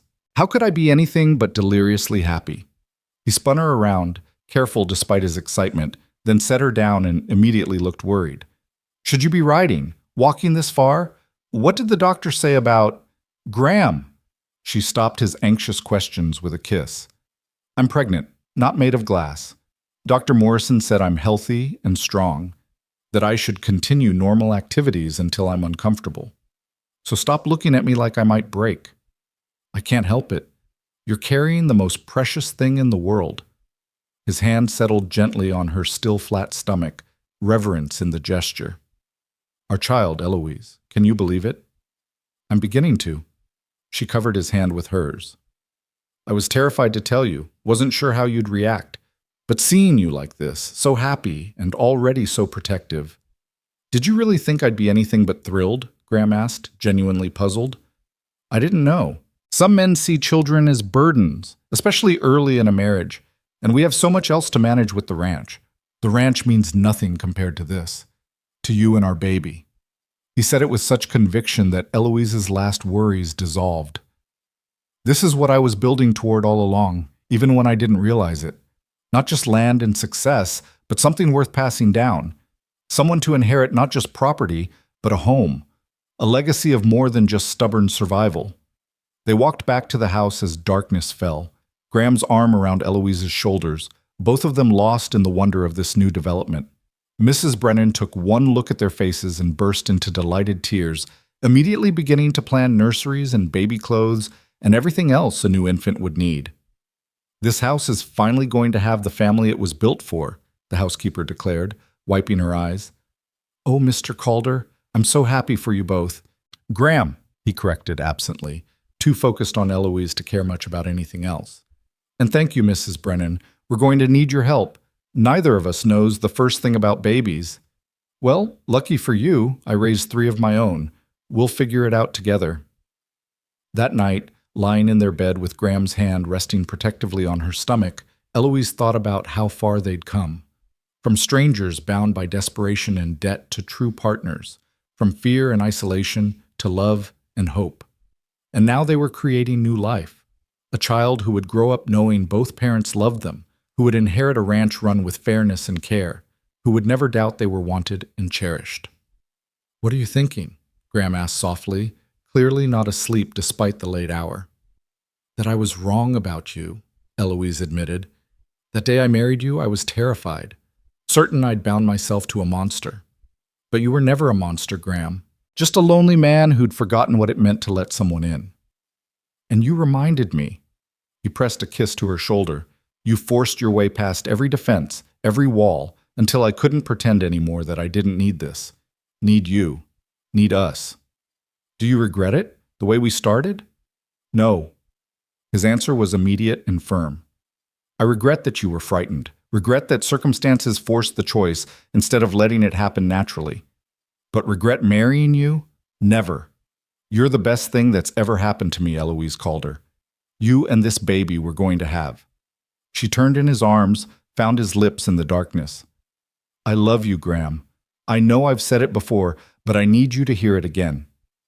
I love you, not because you saved my family or provided security, but because of who you are. The man behind the quiet eyes, the person everyone else was too scared or too blind to see. I love you too. He said it like a vow, like a promise. And I'm going to spend the rest of my life making sure you never regret taking a chance on me. As sleep finally claimed them both, wrapped around each other in the big bed that had once seemed too large for one lonely man, the house settled into peaceful silence. Outside, the ranch sprawled beneath a star-filled sky, the land quiet and content. And inside, 2 people who'd married as strangers had found what they'd both been searching for. Not just love, but home. Not just partnership, but family. Not just survival, but a life worth living. The arranged marriage that had begun in fear and desperation had transformed into something neither could have imagined. A love story written in storm and courage, in patience and revelation, in the daily choice to see past reputation to the truth beneath. And soon, very soon, that love would take physical form in a child who would grow up knowing exactly what their parents had learned the hard way. That family isn't just blood, home isn't just a place, and love isn't always found where you expect it.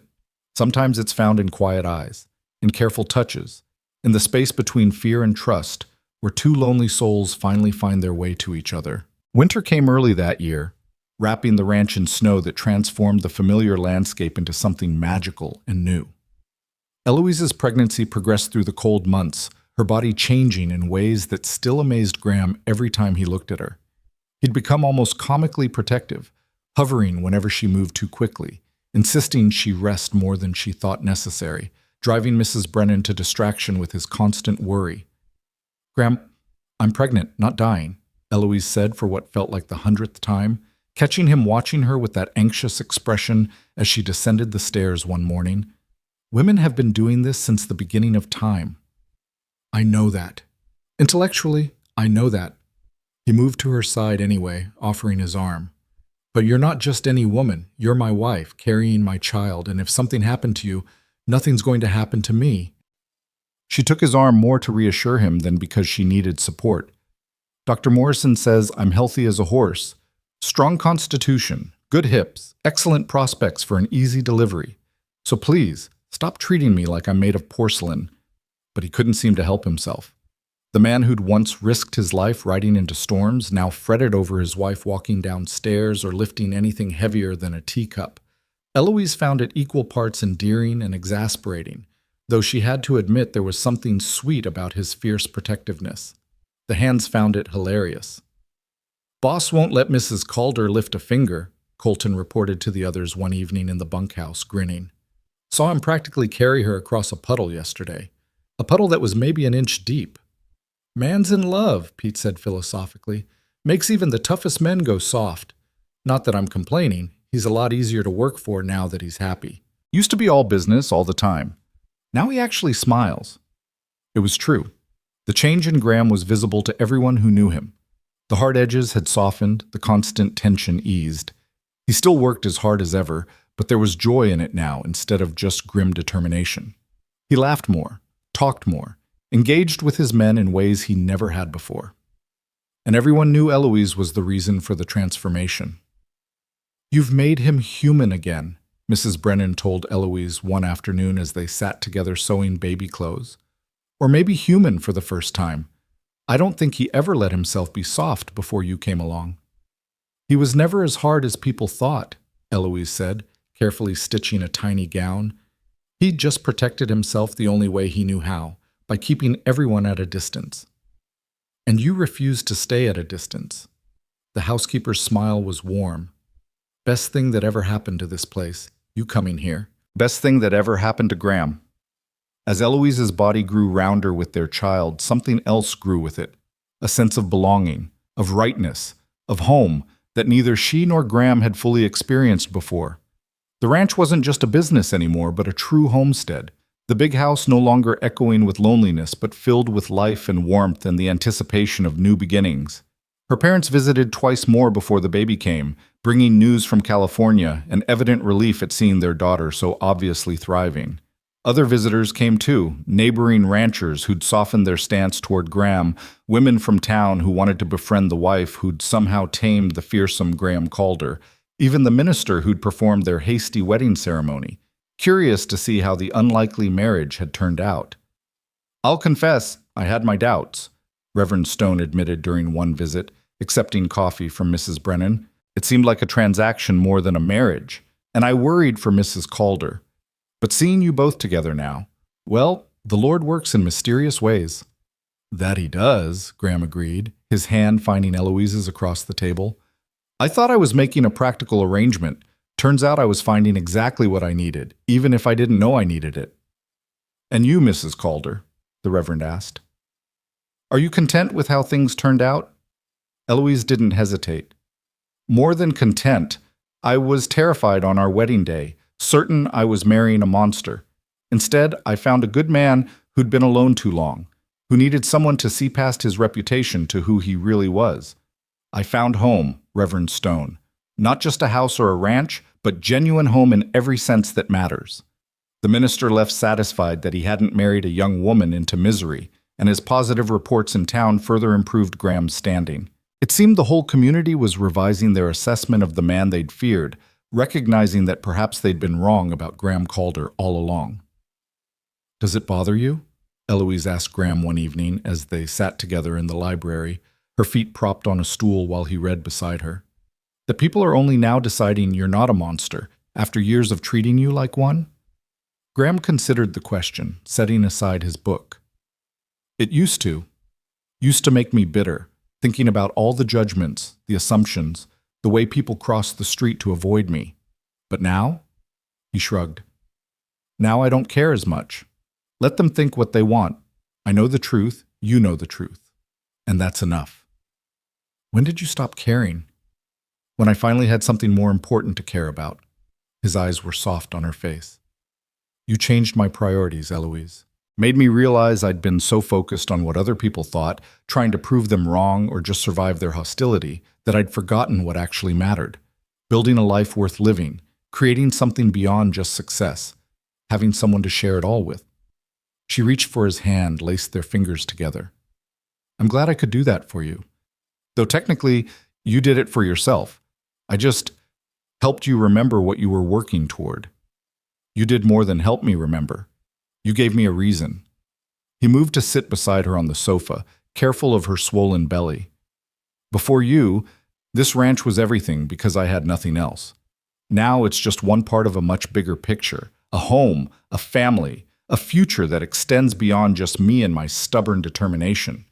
The baby kicked then, strong enough that Graham felt it against his hand where it rested on Eloise's stomach. Wonder crossed his face, the same expression he wore every time he felt their child move. Never gets old, he murmured, feeling life we created together, knowing in a few months we'll meet this little person. A few months? Eloise laughed. Try a few weeks if Dr. Morrison is right about my timing. This baby's coming soon, Graham. Are you ready? No. His honesty was endearing. Terrified, actually. What if I'm a terrible father? What if I don't know what to do? What if… Graham.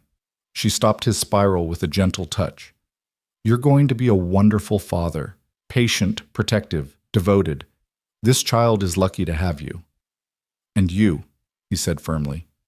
Lucky to have both of us. A mother who's brave and smart and refuses to let anyone tell her she can't do something.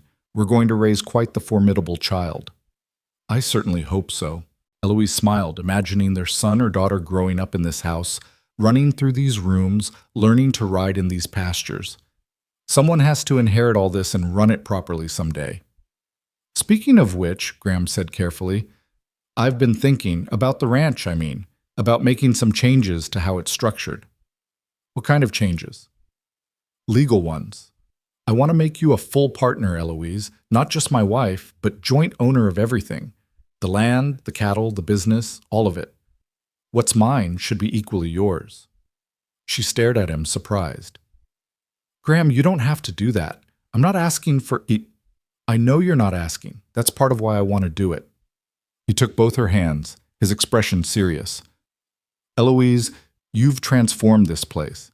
You've made it more efficient, more profitable, more livable. You've turned a cold business into a real home. You deserve to be recognized as the partner you are, legally and officially. And if something happened to me, I want to know you and our child are protected, that no one can challenge your right to this place. Nothing's going to happen to you, she said, but her throat was tight with emotion. But Graham, that's incredibly generous. It's not generous, it's right. It's fair. And it's what I should have done the moment we became true partners instead of just two people sharing a name. He squeezed her hands gently. Say yes, Eloise, let me make this official.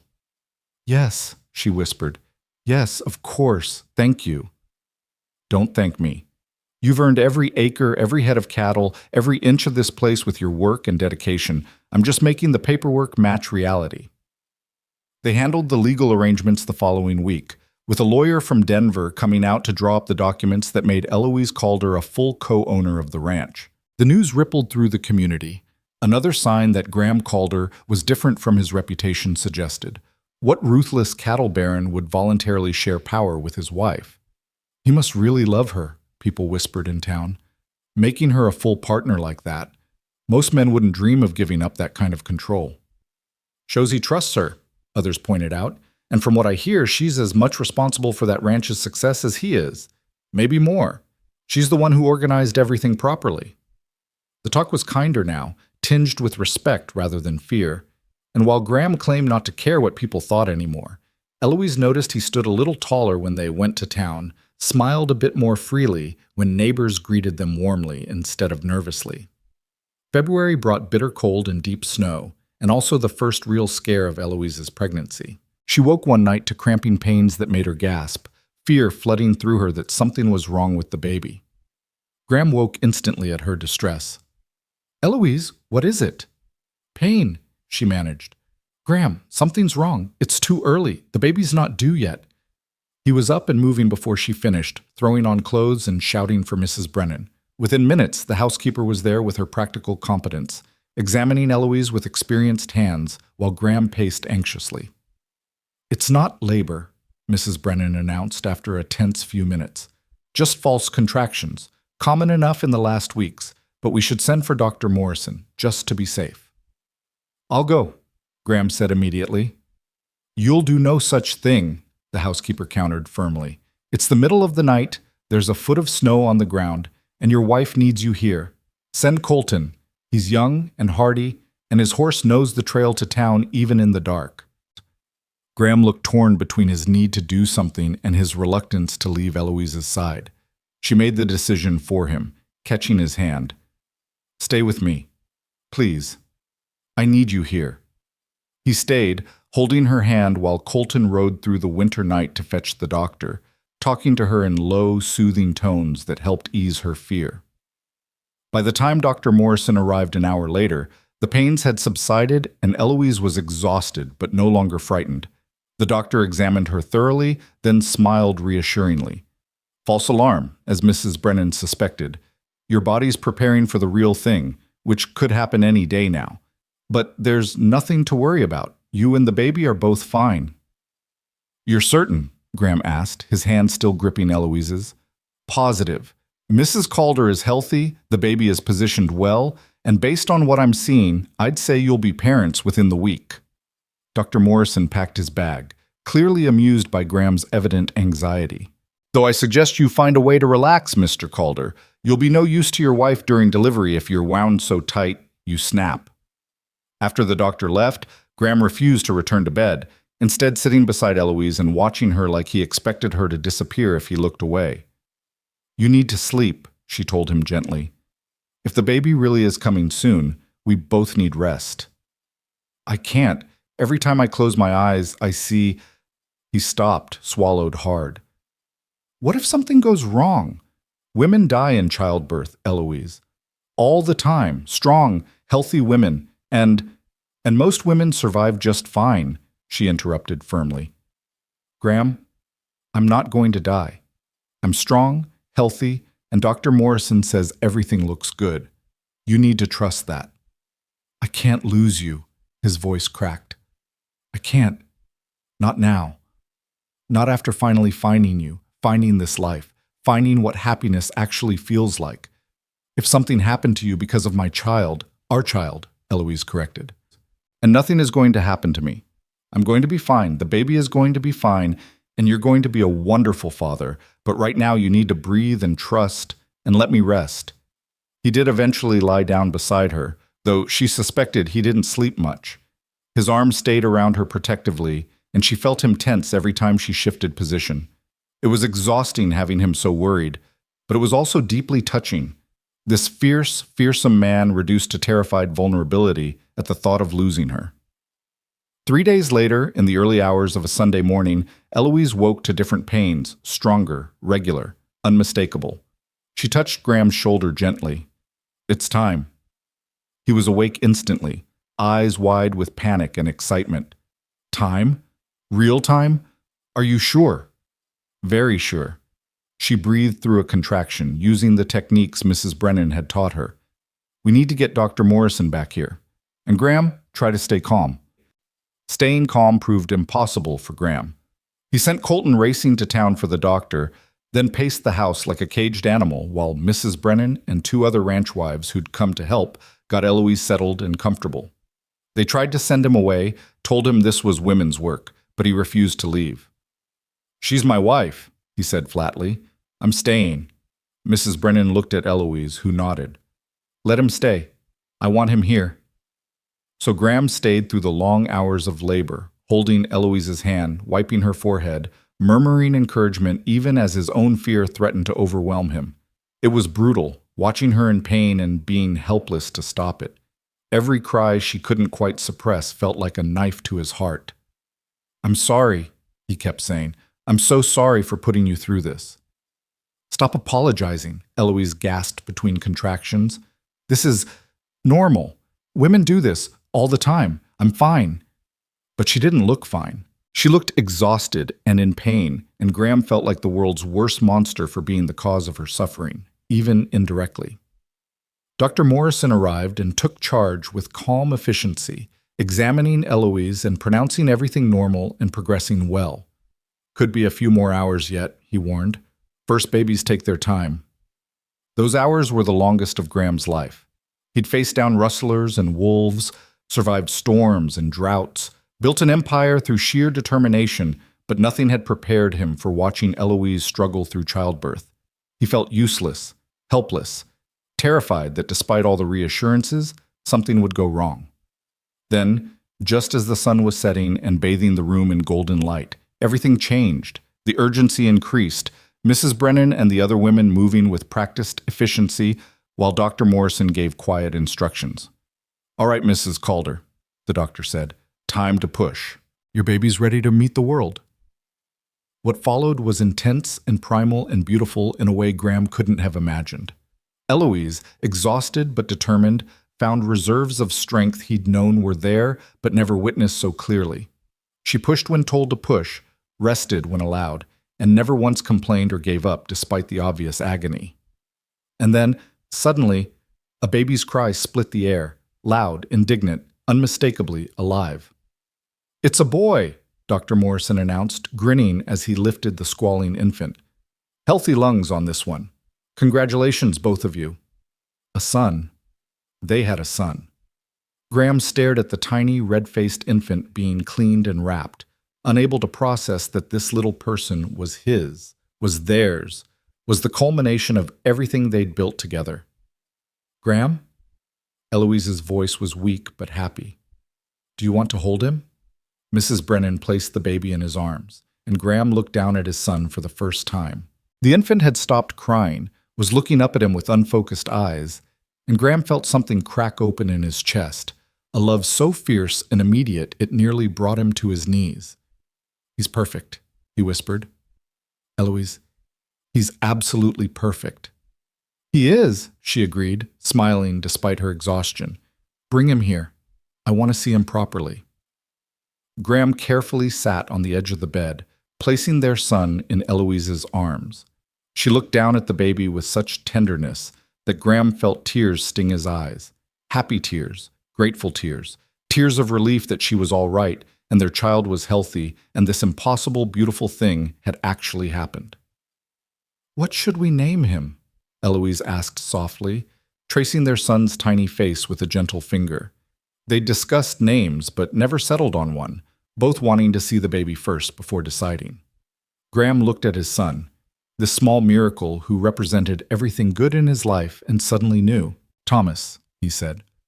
"After my father. Thomas John, if you'd like. John for your father." Eloise's eyes brightened. "Thomas John Calder. That's perfect, Graham. That's absolutely perfect."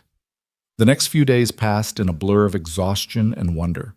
Thomas was a good baby, healthy and strong, sleeping and eating on a reasonable schedule that let his parents recover from the intensity of his birth.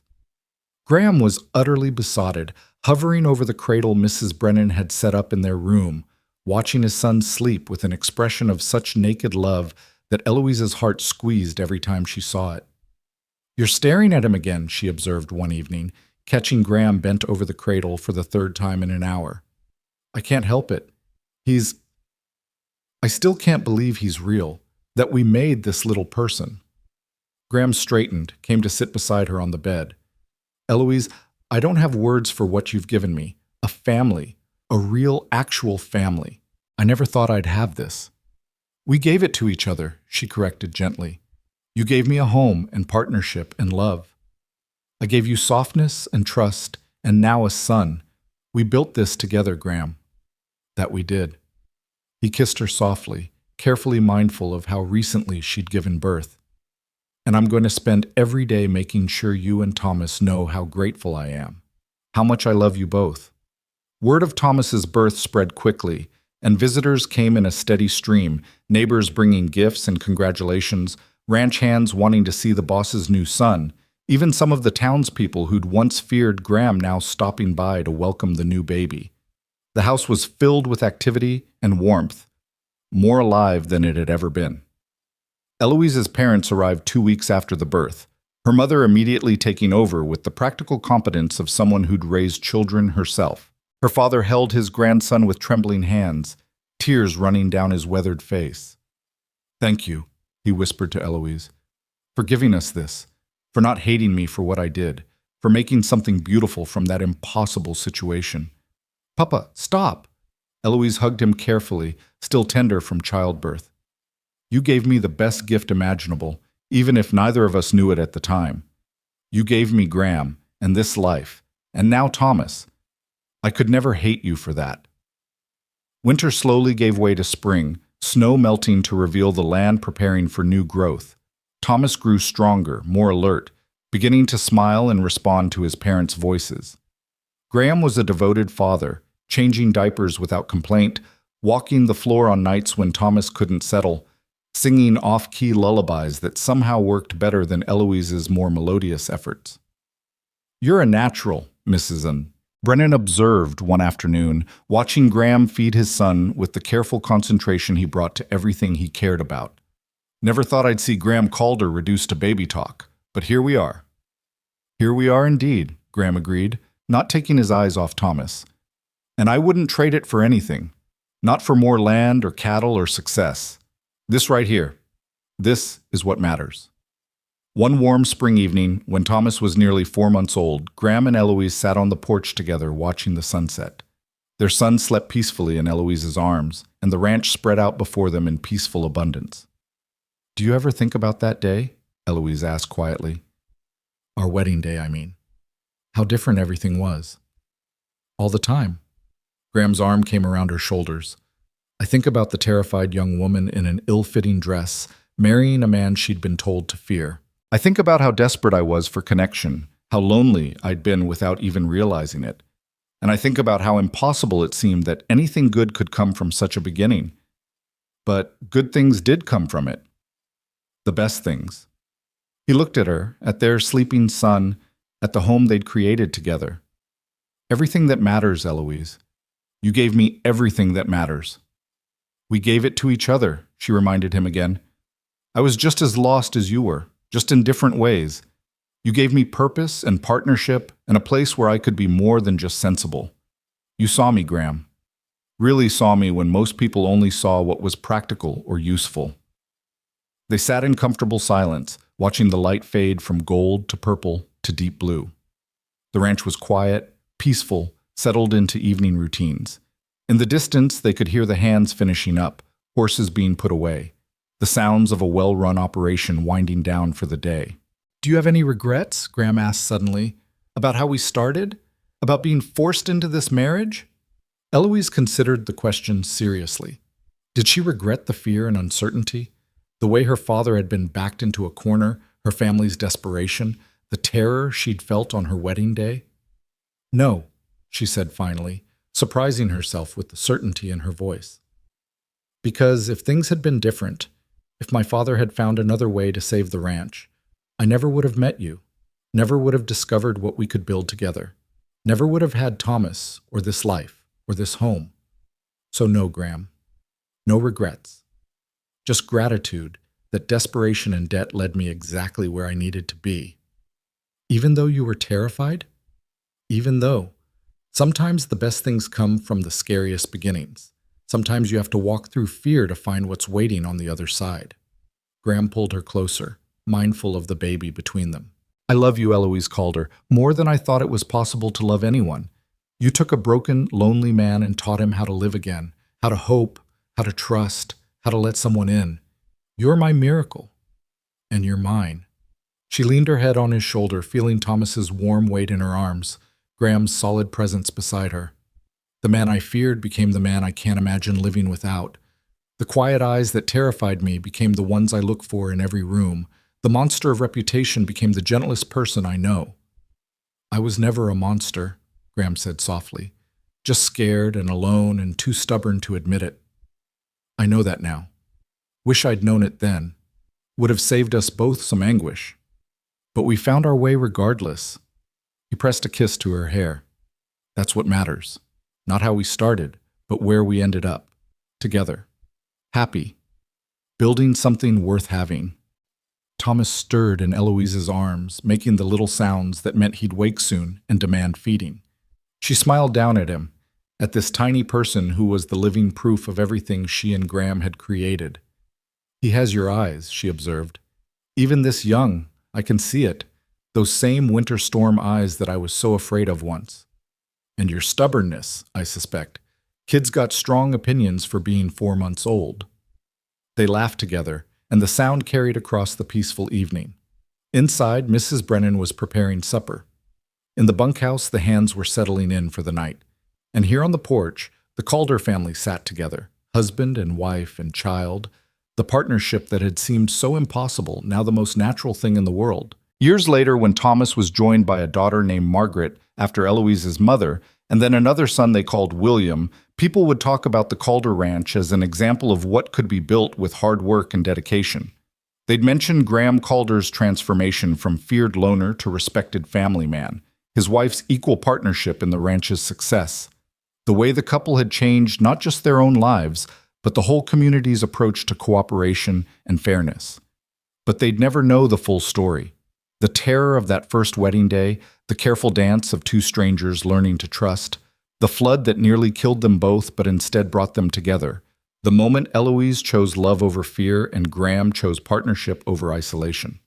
Some stories were meant to stay private, known only to those who lived them. The fear and uncertainty, the gradual revelation, the choice to keep trying when giving up would have been easier.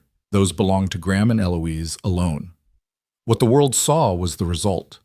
A thriving ranch, a happy family, a love that had started as transaction and transformed into something real and lasting.